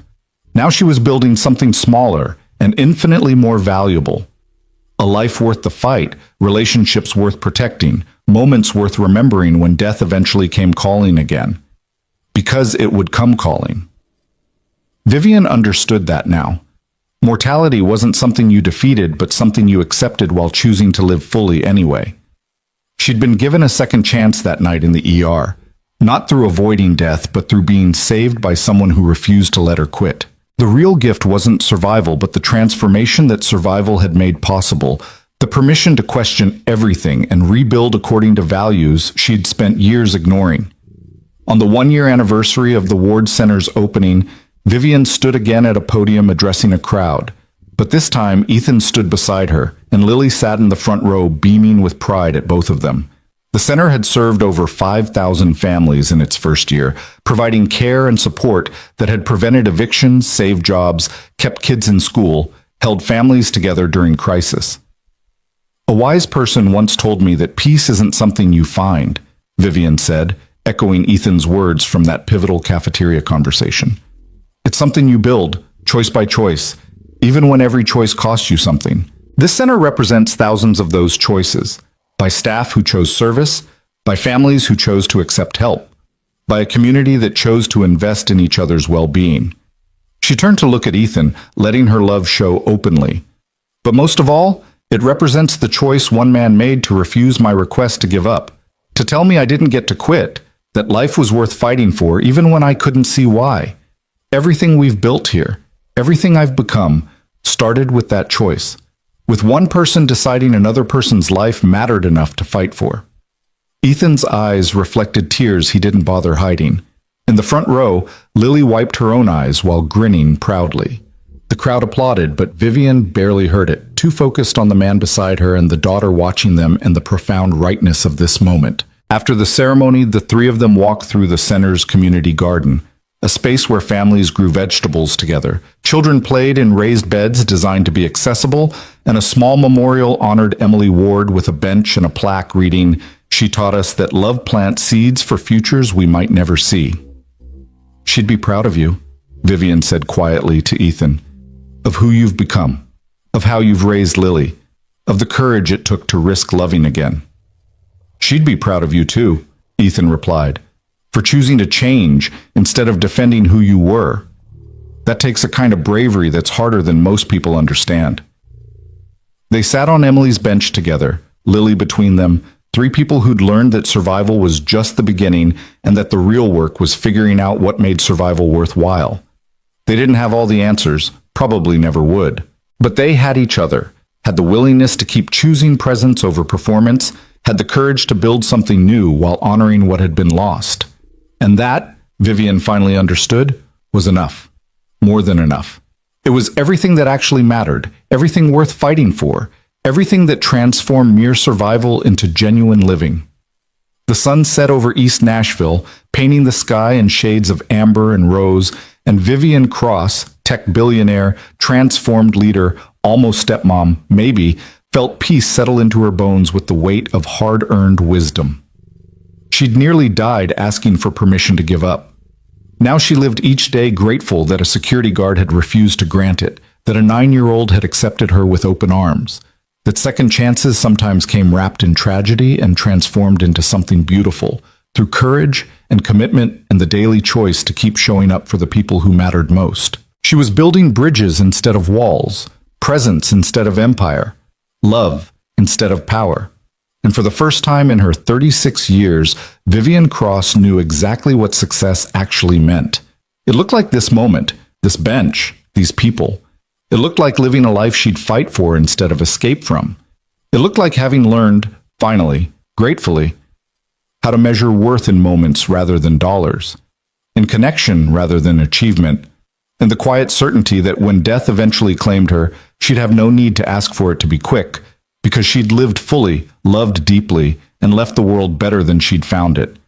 That was the only metric that mattered. And by that measure, Vivian Cross had finally, triumphantly, succeeded.